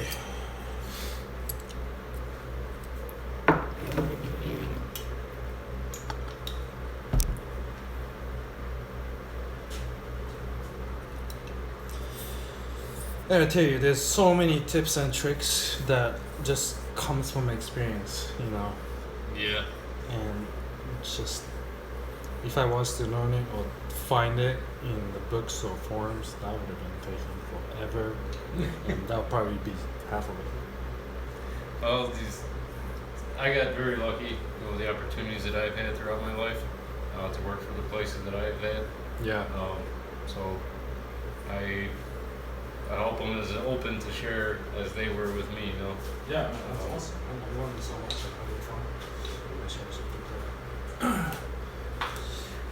Did you find another? Oh, is that the new one? Was that Yeah, you that- used one? I want to use this tip at the end.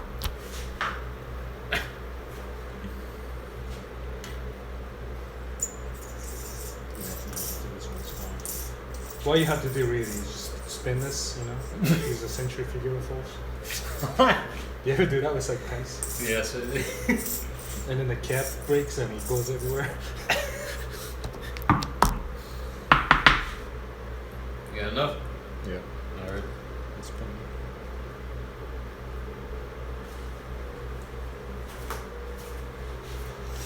Okay.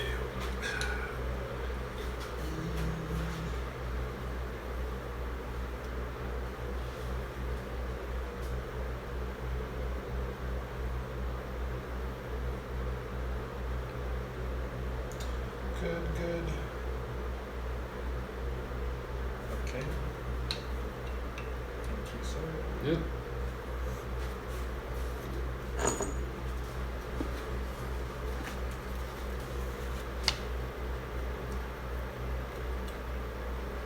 Now these have stopped bubbling. So. Oh, did it? Yep. Nice.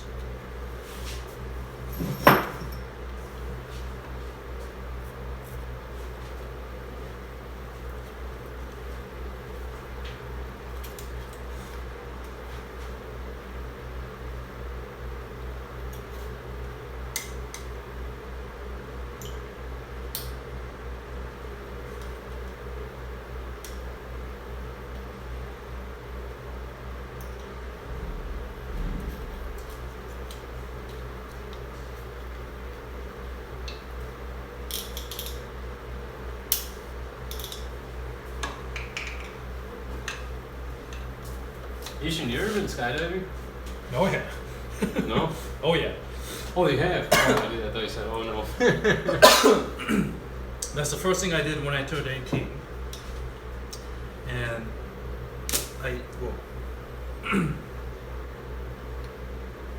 Watch your fingers. You gripping it tight? I pulled it back out and reset it. It looks like good. Still turned very easy. Yeah. My fault, I interrupted you. no, it's fine.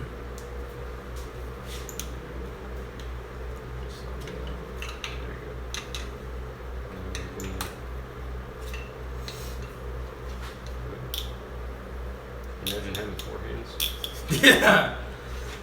Yeah. Like grip it nice. There you go.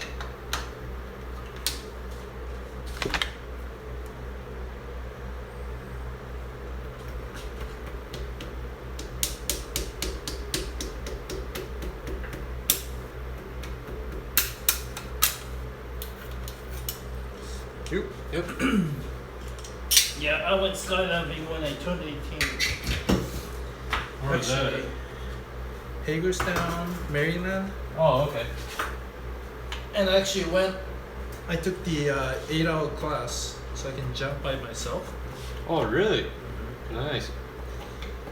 It's funny, like, before you take the class, they ask you, why do you want to skydive? People are like, it's my anniversary, it's my birthday, you know, just got married. And I'm like, because I always wanted to skydive. And I'm 18 and I can't go now. So 18 is like the legal age to skydive? Yeah. Okay. At least for you, but if you want to jump by yourself. Right. So I never paid so much attention in class in my life. But what ended up happening was I flew out of the plane and I hit the instructor's knee with my nose and I started bleeding midair. Oh, no And way. I couldn't see anything, my goggle was covered in blood. And by the time I took the goggles off, the ground was literally like 3,000 feet. So I had to pull the parachute right And there. you're falling, like, what Barely rate, made like, it. what's terminal velocity? 120 miles per hour and Really? restarting in about 6 seconds. Yeah. But Wow. man, it happened so fast. But it was awesome. I went 4 times after that. I tried to go as much as I can. I wanted to get a license at one point. That's awesome, man. Skydiving is fun, dude. Because you really appreciate The scenery. Yeah, scenery as a space. Like how much space is up there in the sky? Just like no limits. Wow. I'd like to do that one day. No, you should be. I recommend it anyway. That and hot air ballooning. Like, I'd love to I have haven't done that before. I feel like that would scare me because You're I up don't there have for a long parachutes. time. oh, dude, the airplane I went up skydiving in was like the windows were duct taped. And I felt- What? Yeah, I felt the air coming through the windows. What kind of shit is that? And I'm like, oh, dude, I'm so glad I have a parachute on because I'll be freaking out. This was a commercial plane. Wow. Yeah, I'm glad I'm getting off this. I don't know why, but I came across some videos on YouTube of like skydiving, and Dude, it's most fun. of them were accidents. Yeah. Like there was 2 planes that collided in midair, It's crazy. and I think everybody got out. That's had to save themselves or whatever. Right. But that's still, man, that's scary as hell. What about the pilots? Well, yeah, that I don't know. I would love to be rich enough someday to fly my own plane into the air and then just jump out of it by myself and just see the thing fall into the ground. Just crash and burn. No, skydiving is awesome. I love skydiving. Such a great feeling. Now, base jumping is another story because you don't have the backup parachute open. You don't have the time for the backup chute open because you already saw all of the altitude. Because usually the backup chute opens at 3,000 feet automatically. So if you pass out, you'll save you. Wow. But the scariest was when I was in the class learning about different situation you'd be into when the chute opens, because sometimes it could be tangled, twisted, and if it's twisted, you have to mosquito or something. If it's twisted, you have to untangle the parachute as soon as possible, as fast as possible, because you'll get worse and you're spinning you so hard that you go unconscious. Oh, okay. So, you know, you have to untangle the fast. If it's twisted like a bow tie, Uh huh. you have to release, you have to let go of the parachute and use the backup chute because you just lose control. It's that too. Yeah, So that's a little I'm scary. like, so you're telling me to like cut my parachute mid there? Yeah, those moments I never hope I run into situations like that. That's where you gotta think on, think quick. Yeah. Good job, buddy. Hey, buddy. Pistons are in. All right, now we can torque the rods. Torque? Did you say torque? Torque. Are we torquing?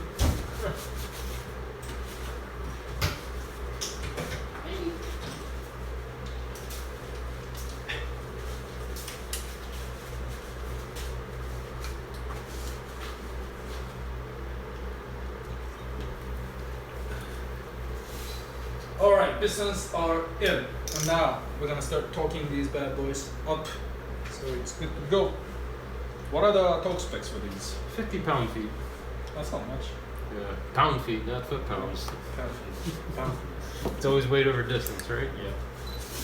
Gotta be legit. Let's do specs.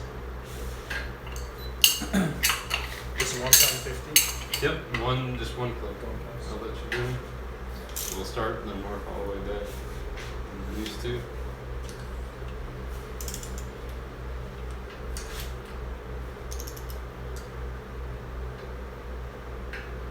Double check it. Make sure it's at 50. Should be. Oh, did you check it? I did, yeah. But just Yeah, it's good. okay. It looked like you were pulling a lot harder. That's why. Oh, it's my muscles, you know? These two? Oh, these are not torqued. Oh, yeah, that's right. You know what I'm saying. I'm so used to forcing on this. Yeah.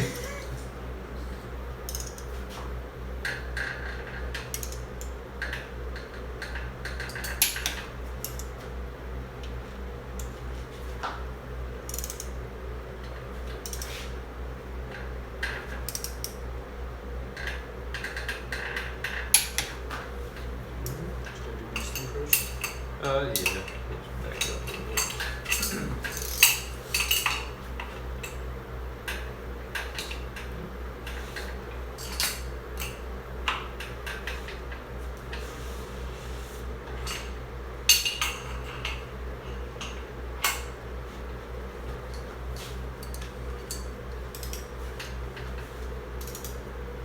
How many LS engines have you brought? Old LS engines. I don't even know, to be honest with you. So far, like career total, like I'm at 487. What? Not LS, but like engines in general. Oh, all the Yeah. engines? Yeah, no, not LS only, but like. That's a lot of engines though. Well, you know, it's from like previous employers and stuff too. You actually keep count? Yeah, yeah. That's cool.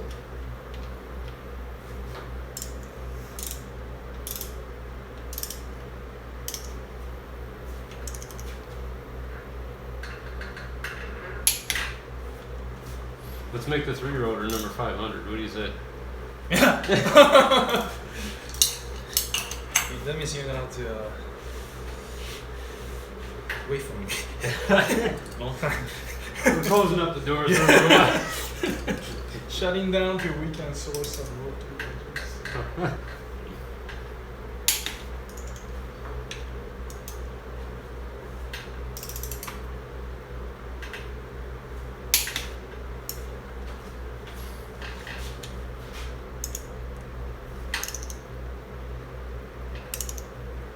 What's your favorite car? Dream car, I guess. Oh, dream car? Dream car. Honestly, I have like very simple desires. Yeah. I mean, I'm a huge fan of the MK3 Supras. MK3 is Yeah, I had like probably 4 or Okay. 5 of them, and Oh, really? it's like one of those things, you know. It's like your high school sweetheart, right? Yeah, no. No, nobody will ever beat that. No, that's a good answer. Yeah, MK test. Those are beautiful as is, I think. Just bodies, you know, stock. Some cars you need body kits to do premium, but that car is just classic, beautiful. Yeah, those are my favorite. I do like the. Forgive me if I'm wrong, but the older style Skylines, the GTRs, you know. The Hakoskas? Yes. Yeah. Those I absolutely. Those are love beautiful. Yeah. Some guy at GM picked one up last year or 2 years ago. Really? Cruising with the red one. Wow. Yeah, I'd love to have one of those. Yeah, But those are- I'd set up for an FK3. Good car choices, huh? I don't know. I don't like exotics, to be honest. Yeah. It's not. If I can't afford it, I don't care for them. Even if I could afford it, I feel like there's so many other ways so many better ways to spend money. Yep. Yeah, honestly, Yeah, I feel the same way. I was into it when I was younger. I definitely like it, but I appreciate it. I mean, it's different stuff. Yeah, they just. I don't know. They never did anything for me.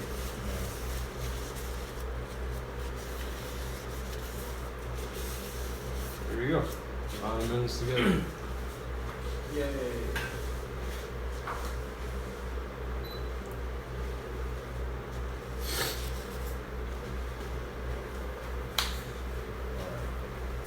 So now we can set up the timing chain. All that good stuff.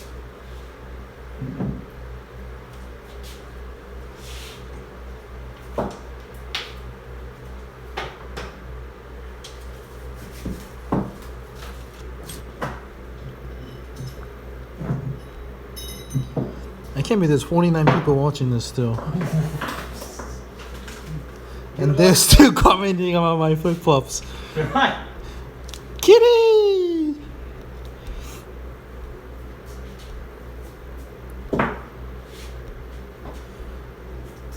Yeah, this is turning into like a chat thread.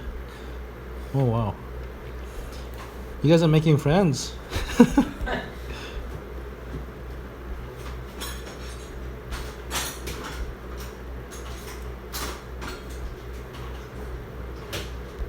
Friends or enemies, I don't know. You guys are talking a lot of shit to each other. Chevy or Ford? Come on, man. That's it.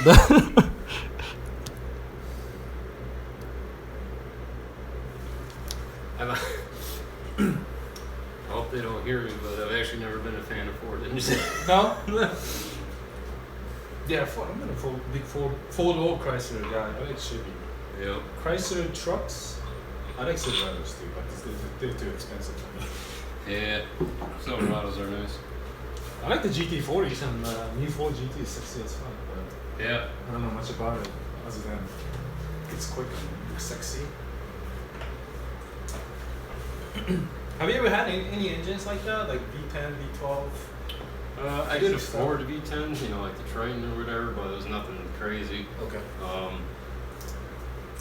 I worked on a couple Viper engines at a job a long time ago, and that's really about it. I don't really have any like exotic.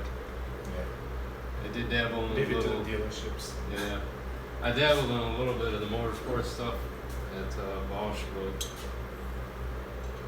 I shouldn't get into too many details there. You know, you can buy the SRT Viper motor for like $5,000. $5,000. Freight motor, yeah, it's so cheap as hell. Really? I was like, dude, screw it, that's fine. V10 to D. V10, how cool would that be? V10 FD. That would be awesome. Fuck the roll road, 4-rotor and 3-rotor. V10.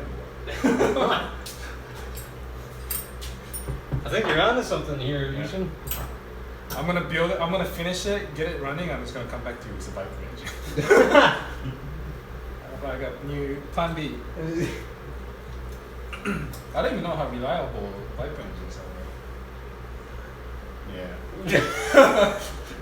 That silence. I want it to be reliable.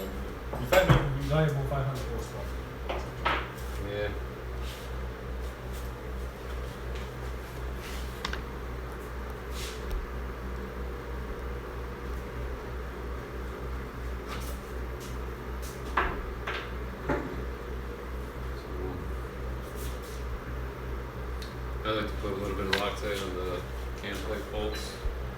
Okay, so now the pistons are in and everything's torqued down, and we're putting on the cam plates, which is these things. And for those of you who don't know, these seals are not reusable. So if you take this off, you're supposed to get a new one. And I'm going from the older generation cam plate, which is flush like this, to the newer generation, which is countersunk.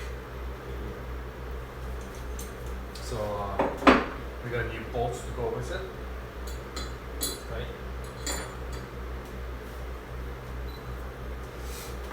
Are you using these? Did you? Oh, you had other ones? Well, I got the OEM ones. There's only Oh. 3 of them, but Oh, okay. you know, I don't know. Are they the It's got- same length or? Well, these I got from his outlet. Okay, It's a new shoulder. that's okay. There's still plenty of threading here. Oh yeah, no, it's perfect. Yeah. So you just put in lock right on Yeah, just a little dab.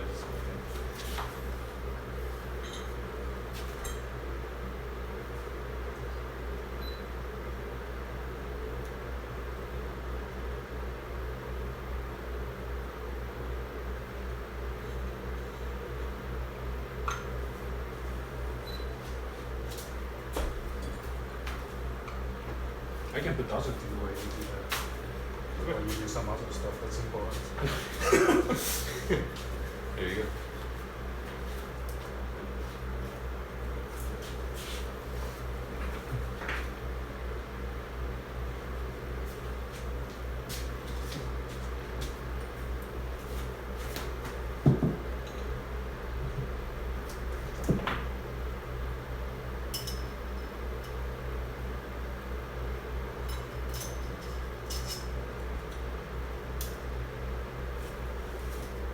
Man, that Mexican food is so Yeah, dude, it was.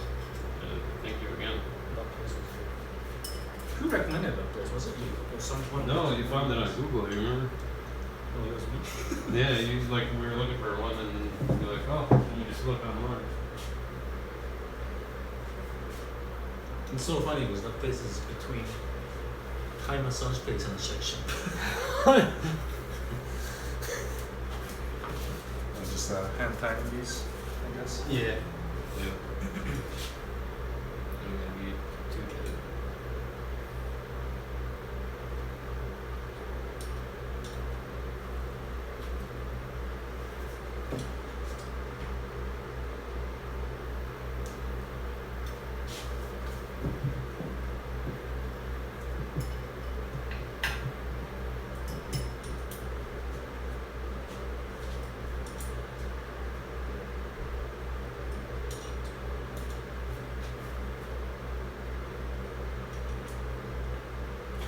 Mm-hmm.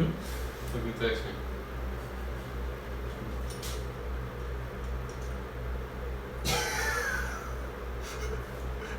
Is he ready? Yeah. Let's go. That's pretty funny. Let's go. Besnik skydiving designs. Alright, they're tight.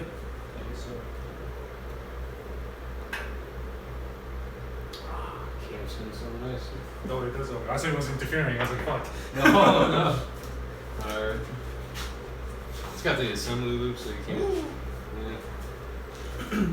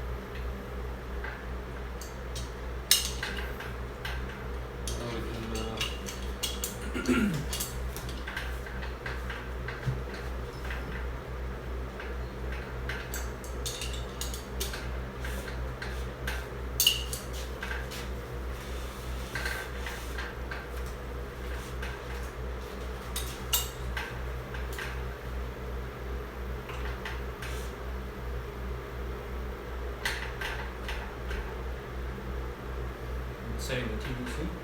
Yep. So number one's at top, that's turning up. Easy to tell.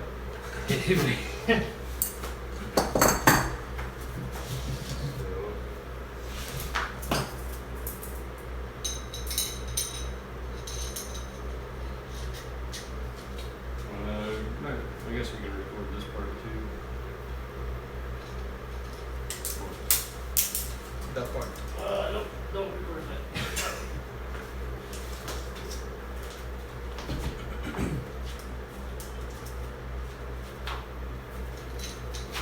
Alright, so the cam plate is in, and we're ready for the timing chain. So the way that this is like Chloe's timing chain that was that I asked you to get and you so kindly did. Yeah. There's this is called a Torrington bearing. So a Torrington bearing just allows the gear to spin freely against the cam plate. We don't have any friction. It's got a roller bearing effect. Okay. So these things are about as easy as you can get to install. Right. So if you look down here, now these have a multi-position keyway. Now if you look, there's different graduations depending on where you want to set the timing at. You can go, advanced or retarded. We put it up at 0. So the 0 keyway, but this is the actual timing mark right here. Yeah. So this just tells you that when you install a keyway here on this slot, it's at 0 degrees. And then the cam, the pin goes at 3 in the 3 o'clock position. And then you can tell you're on the gear. So when this is at 3 o'clock, this dot is facing down, which will line up with the 0 mark. Okay, I see. So You these, want to chase the dots, that's right, or match the dots. right. Bottom to top. So this is also directional too. It's got Okay. 2 faces. You can tell if you look at it on the side profile, it's like a cup. Right. The back of the cup always faces the engine, Okay. or towards the cam plate, I should say. So we can do that.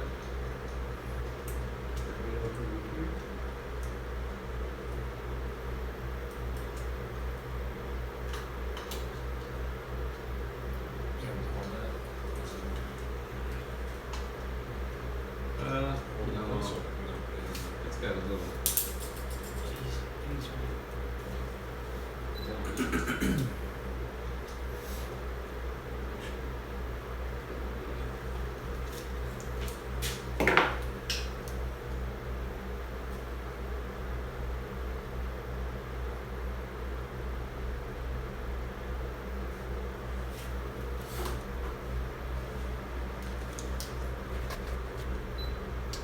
And the lifters are actually nice and soaked because you don't see any bubbles anymore over here. So those are good to go once everything else is ready.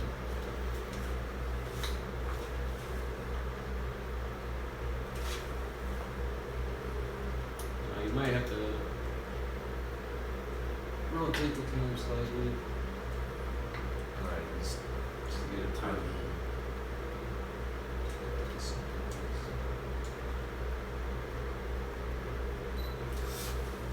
Actually, you want to spin.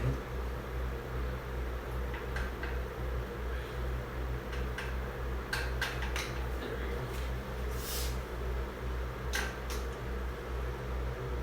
Now you want to give me one of the cam bolts. They're on the brown paper to your left. Thank you.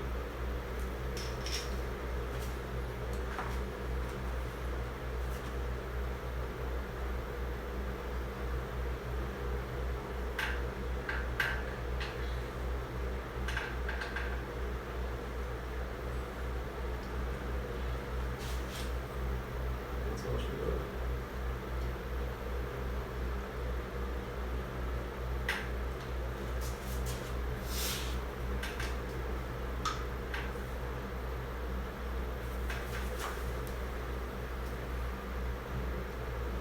the other ones too. You don't have to put any lubricants or anything? No. That's a fairly light torque.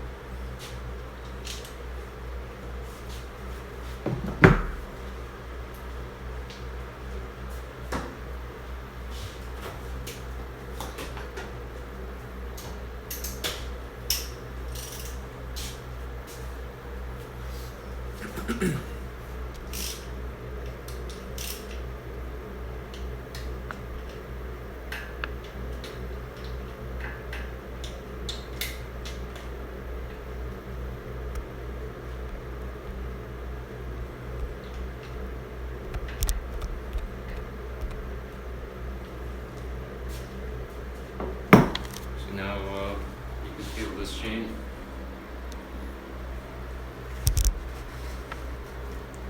As compared to the OEM one, this one has a little tighter. Oh, is it? You know what I mean? So if you can tell by this chain, you know, it has a little bit tighter slack on the cam, Mm-hmm. on the chain itself. If you notice the factory ones are just, they flop around quite a bit. Oh, okay.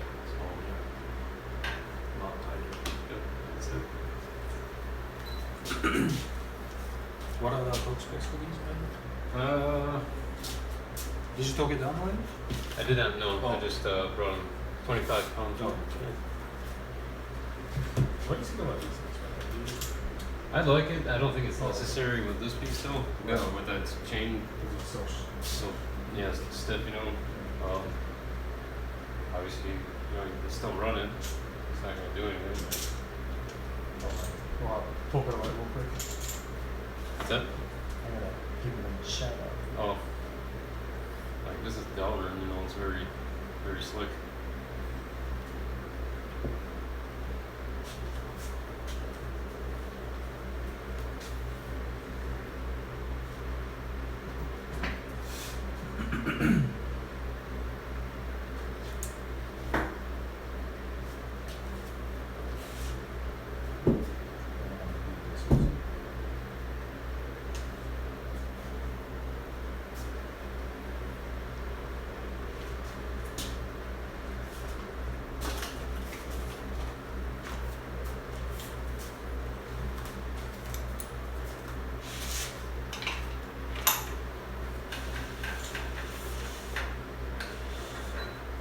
So I'm just gonna give a quick shout out to a company called RDE, based out of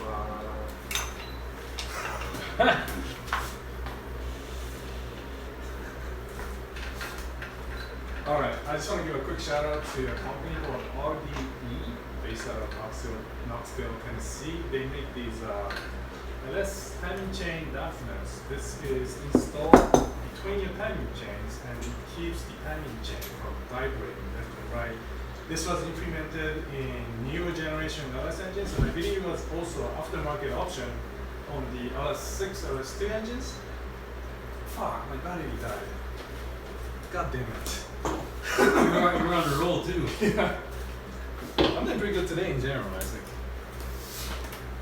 Actually, I actually have the NFC. Once.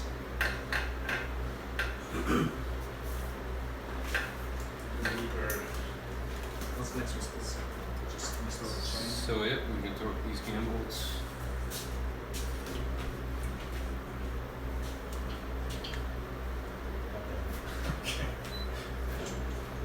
Alright, so while we're at it, quick shout out to a company called RDE for sending me these LS engine timing chain dampeners. They are the company based out of Knoxville, Tennessee, and they actually manufacture a whole bunch of aftermarket pieces for LS-based setups. So I'm actually buying a reverse solenoid lockout delete kit also for my T56 transmission, but basically what this does is it gets installed between the timing chains and it prevents the timing chain from stopping around left and right, especially if I'm downshifting hard, revving the motor at the track.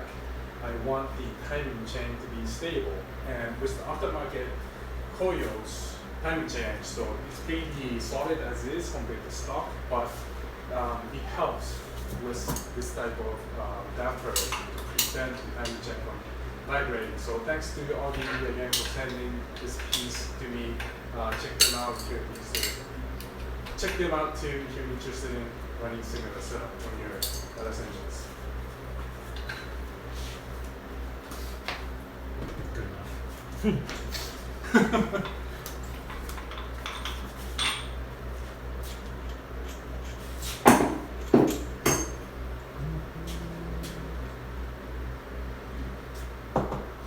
What time is it? Did you find it?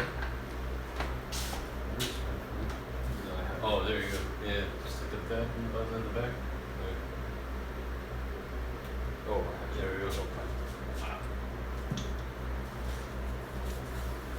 We can stop anytime, man. Just never know.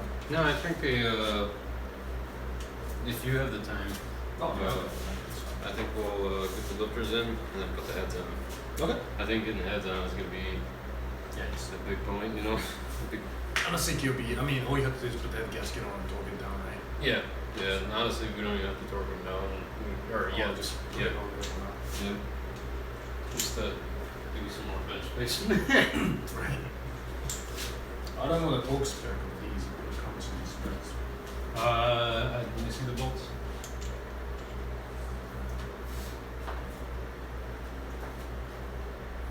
I think from 16 to 18 pound-feet. You don't know too much about. That's my job, man. Yeah. Oh, it fits in there beautifully. Awesome. That looks good, actually. Pretty impressed with that. Looks like a little type of website. The chain does, or? Yeah. Speaks to the chain. Oh. Well, you know why? It spins. Yeah, the tension side is always this side. This is the tension side, this left. Yeah. No, it's nice. Free stuff from sponsors. If it's free, I want. Sure, I don't need it, but I'll take it. If it's free, I'll eat it. I will find a use for it.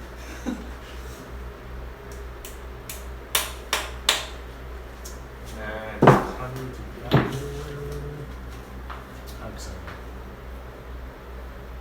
What you could do is do me a huge favor. Oh yeah. I wasn't able to. There's two more bolts in that box. I don't know where they're at though. Like the box that you brought. They look just like Okay. this. Okay. Two more. Yeah, two more. Okay. I wasn't able to find. Is there like? Yeah, actually. Oh, okay.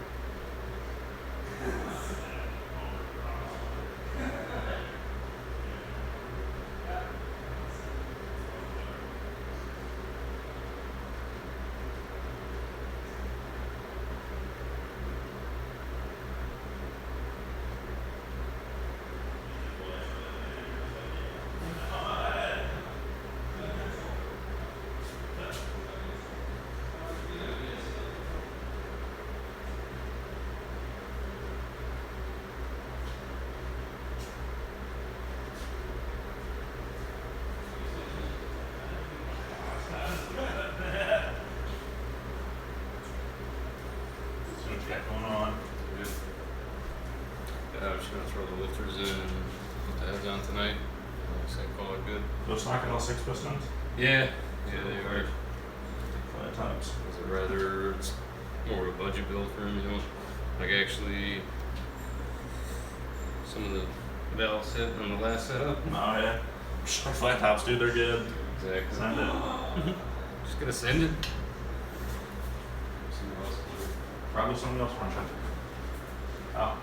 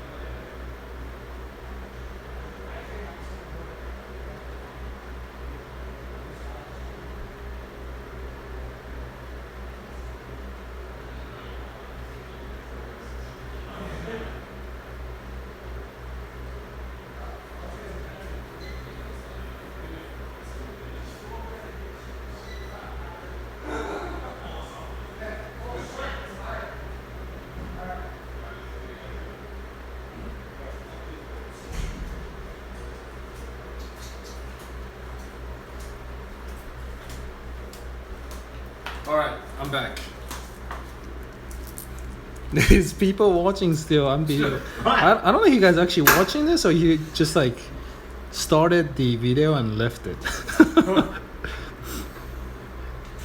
Okay.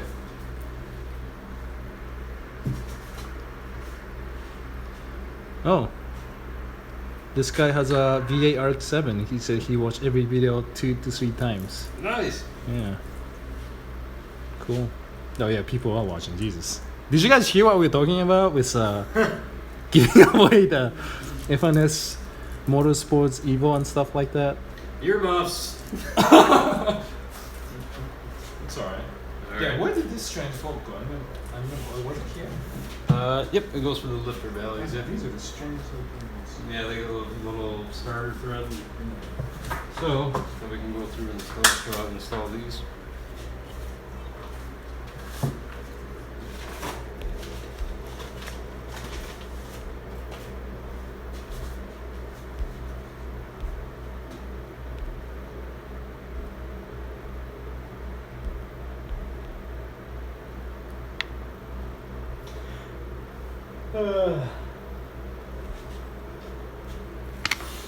Alright. Okay. So now we can go through and install the lifters into the trays. There's a couple things to look for when you do this. So obviously the tray has 2 flat spots and the lifter also has 2 flat spots, and what that does is keep the lifter straight up and down so the roller doesn't go sideways. Oh, that's right. Yeah, it's different from Evos. Yeah. So now you go in. Now what I like to do is when I install them, give them a little bit of a twist. And what this does is these trays are very notorious for cracking. And what happens is, is when they crack, the lifter will spin, and then we get into that situation where, like I said, the roller is sideways, wipes out your cam, could potentially do a lot of damage. Right. And sometimes these things are cracked, having like hairline crack, you can't even tell. Okay. So just give it a little bit of twist. If it moves at all, you can tell it might fail pretty soon. Okay. So just a little bit of check like that. But do they make aftermarket? They do. Yep. Yep. They have they have aftermarket trays. They have items that delete the tray completely and just run like link bars, which connect the lifters. And those are pretty durable.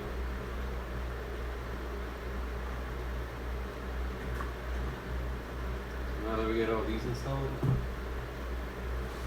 go back over here.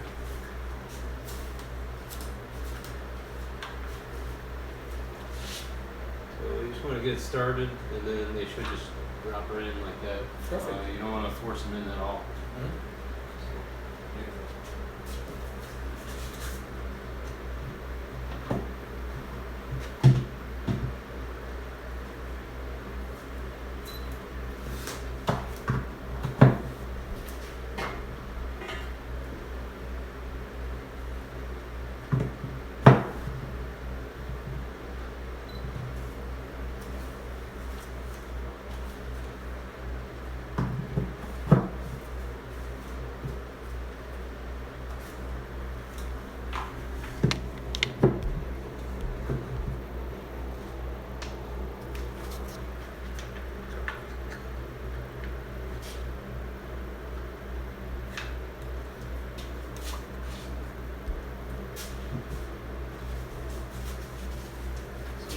You can do the next 2.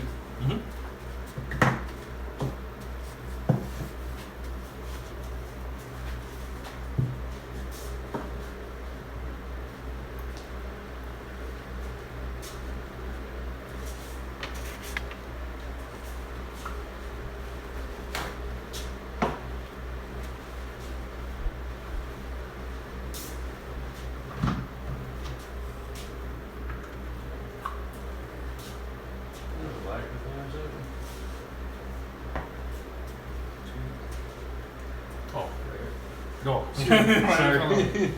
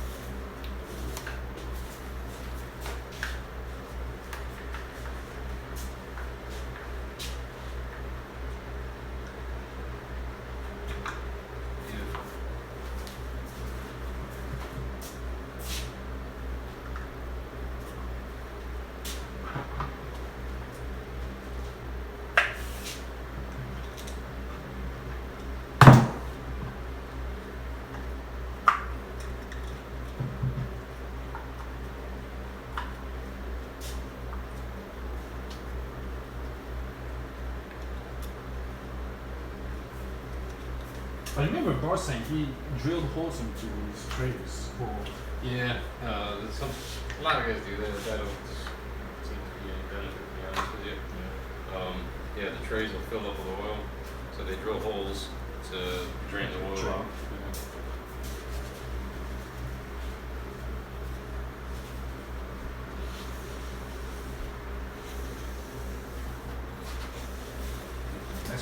I think I made some good progress today, man. Yeah, no, for sure. I definitely wouldn't have got this far by myself. No, I really. No, I'm serious. Like I wouldn't have. and we took our sweet time too. If you Yeah. taking videos and Mexican food. All right. So now, here's the 10 millimeter.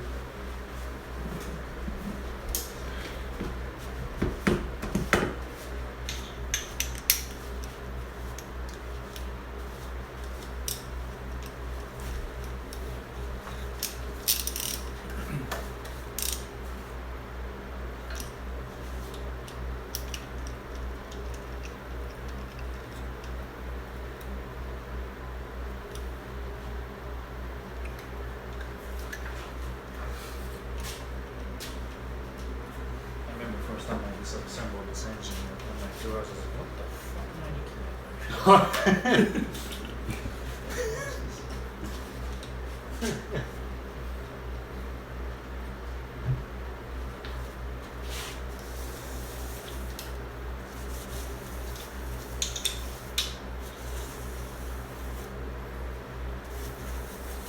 Now, before we put the head gaskets on, obviously we should clean the deck surface a little bit. Before you got the oil.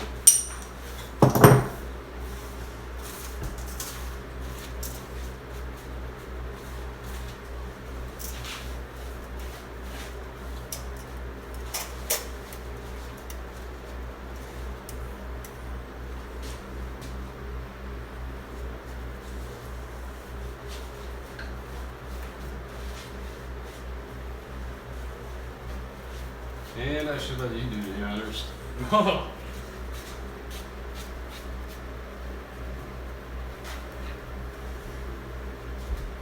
Man, those are beautiful. Let's talk about the head. Sure. Let's go somewhere clean. Okay.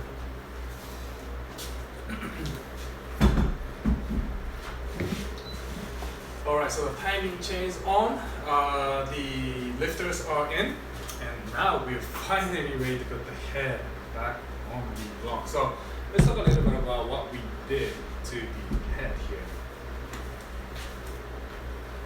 So, I'm sure you can see, you could probably put a picture in what the heads looked like before. So to start, strip the heads completely, and then we do a process called soda blasting, which I'm sure you remember.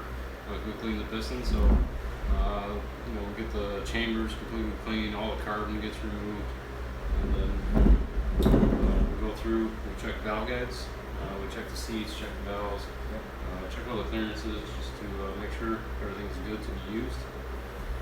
And then once all that is prepared, they're ready to go off the CNC. And then the CNC machine is actually set up to do porting. And then it also does the valve job, and then refaces every surface. So this is why, you know, this is how we get this nice shiny, you know, look brand new type of finish. So it's pretty amazing to see, you know, what they used to look like and now. Yeah. It's like a totally different cylinder head. Yeah, So it's amazing. The ported job looks beautiful.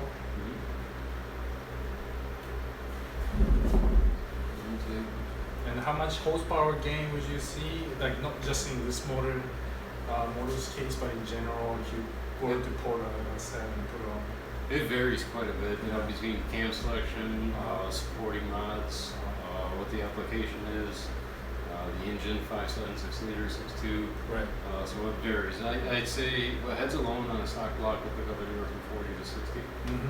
and then you throw the cam on top of that. And some people see gains up to 80 horsepower. Oh, yeah. So it really depends on the application. Right. It's a pretty big chunk of power, though. Yep. And again, if you're interested in holding your head, definitely get a Besnik. Because did you say you programmed these yourself, or was it No, I'm 46 just he wants using? Yeah, the 46. Okay. But yeah, he has a machine shop he works with who does the porting job. So if you're interested in getting some porting job done for your LS engine or any engine for that matter. Here's the case series that we Oh, did. yeah, K-series. Yeah, the K20 head here is the porter job. It's beautiful. And LS6. Nice. All right. All that LS6. LS6. I like that. I'm gonna have to call it LS6 from now on. So I'll get this all cleaned up for you. Should I? Can I record you putting it on, or? Yeah, if you want, yeah. So.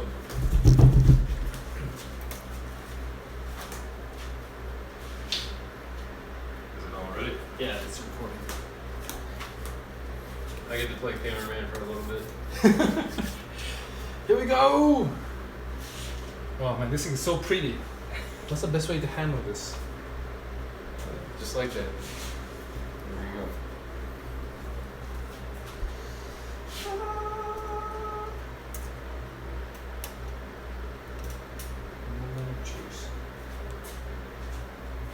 Beautiful. Oh, some good face. Okay. Wow, look at that. Finally coming together. Is that a good angle? I don't know Yeah, how you edit it.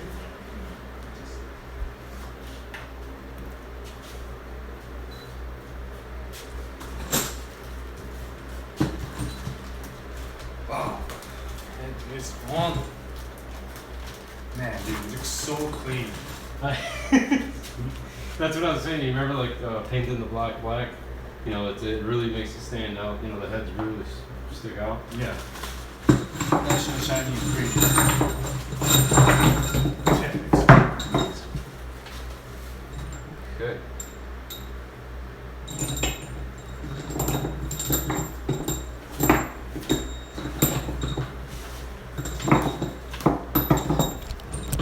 Update the live feed, guys. So the head is on.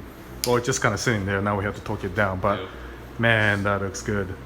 So for the head bolts, a lot of guys probably know this, but these two inners are these two outer bolts, but on the inside. I got two cameras. All right. So you'll notice that there's 3 different size bolts for the Gen 3 stuff. Yeah. These 2 medium-sized bolts go here. So inside the valve cover area on the outer edges. And Yep. then all the rest of the bolts on the inside are these long ones. And then obviously these ones The babies. go there. Okay. So All right.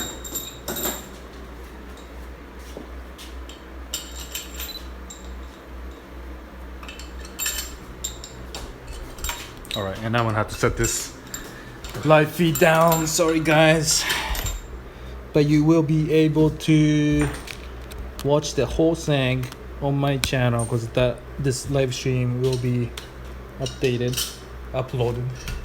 It's getting late. I can't talk anymore. alright, so now I'll get you a socket and you can just run these down. Okay. Actually, you get to use my new tool. Oh, you got a new tool? Not really. I mean, I just bought this yesterday. It's a Oh, that makes sense. Pretty much everybody I know who is into professional like shop or building shit uses this. yeah. Because I got the big one. Oh, the half-inch drive. Yeah, half-inch. Which is great for like removing the wheels. Uh huh. Is there any sequence? Yeah, I Outside like to and just inside? start in the center and then work in a swirl Center. pattern. Yep. Okay.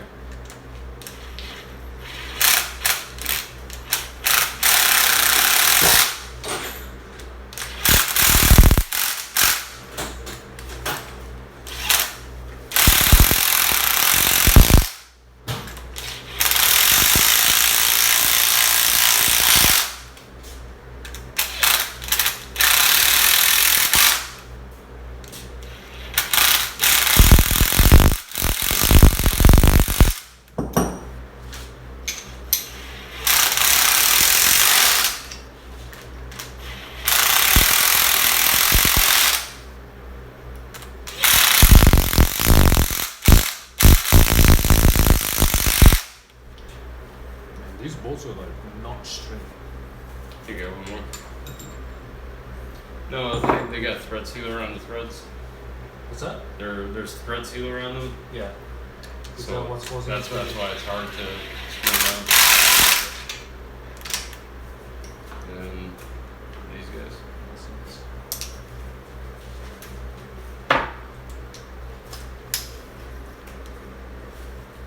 Yeah, because those sealers were like harder than Yeah.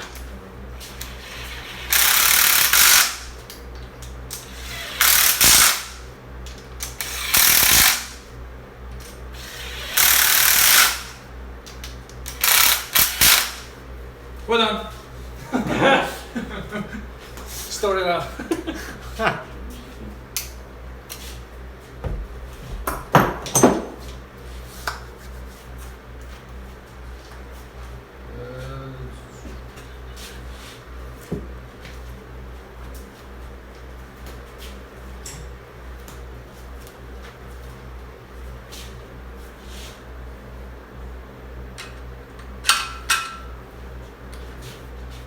Put this side on. Yep.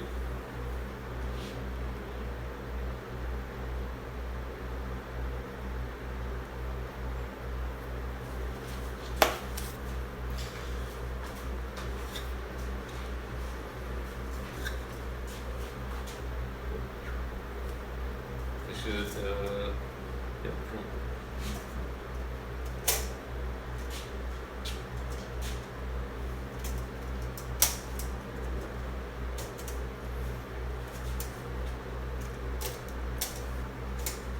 Okay, go for it. Alright. Maybe wipe the surface off, off with your hand and Off stuff. this? Yeah, just real quick with your hand, just make sure there's no dust on there.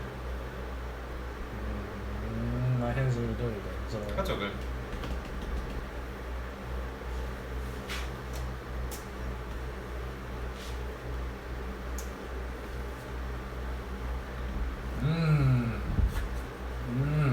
So smooth.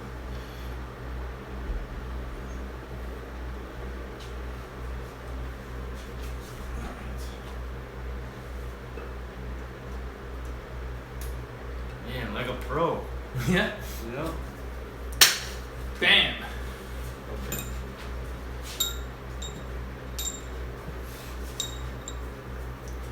five. Oh, sorry.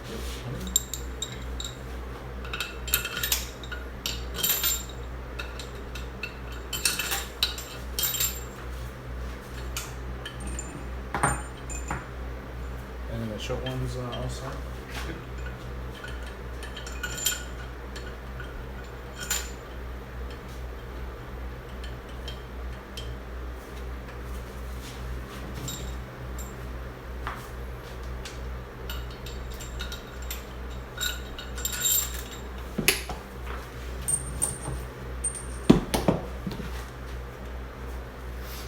I forgot how big this engine is. That's what she said.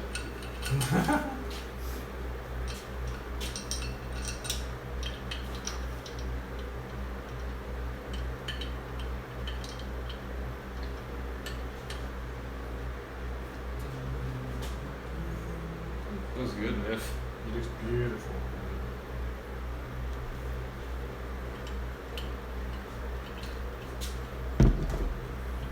Oh, Brian said he was on class. That's why he couldn't make it. Bullshit.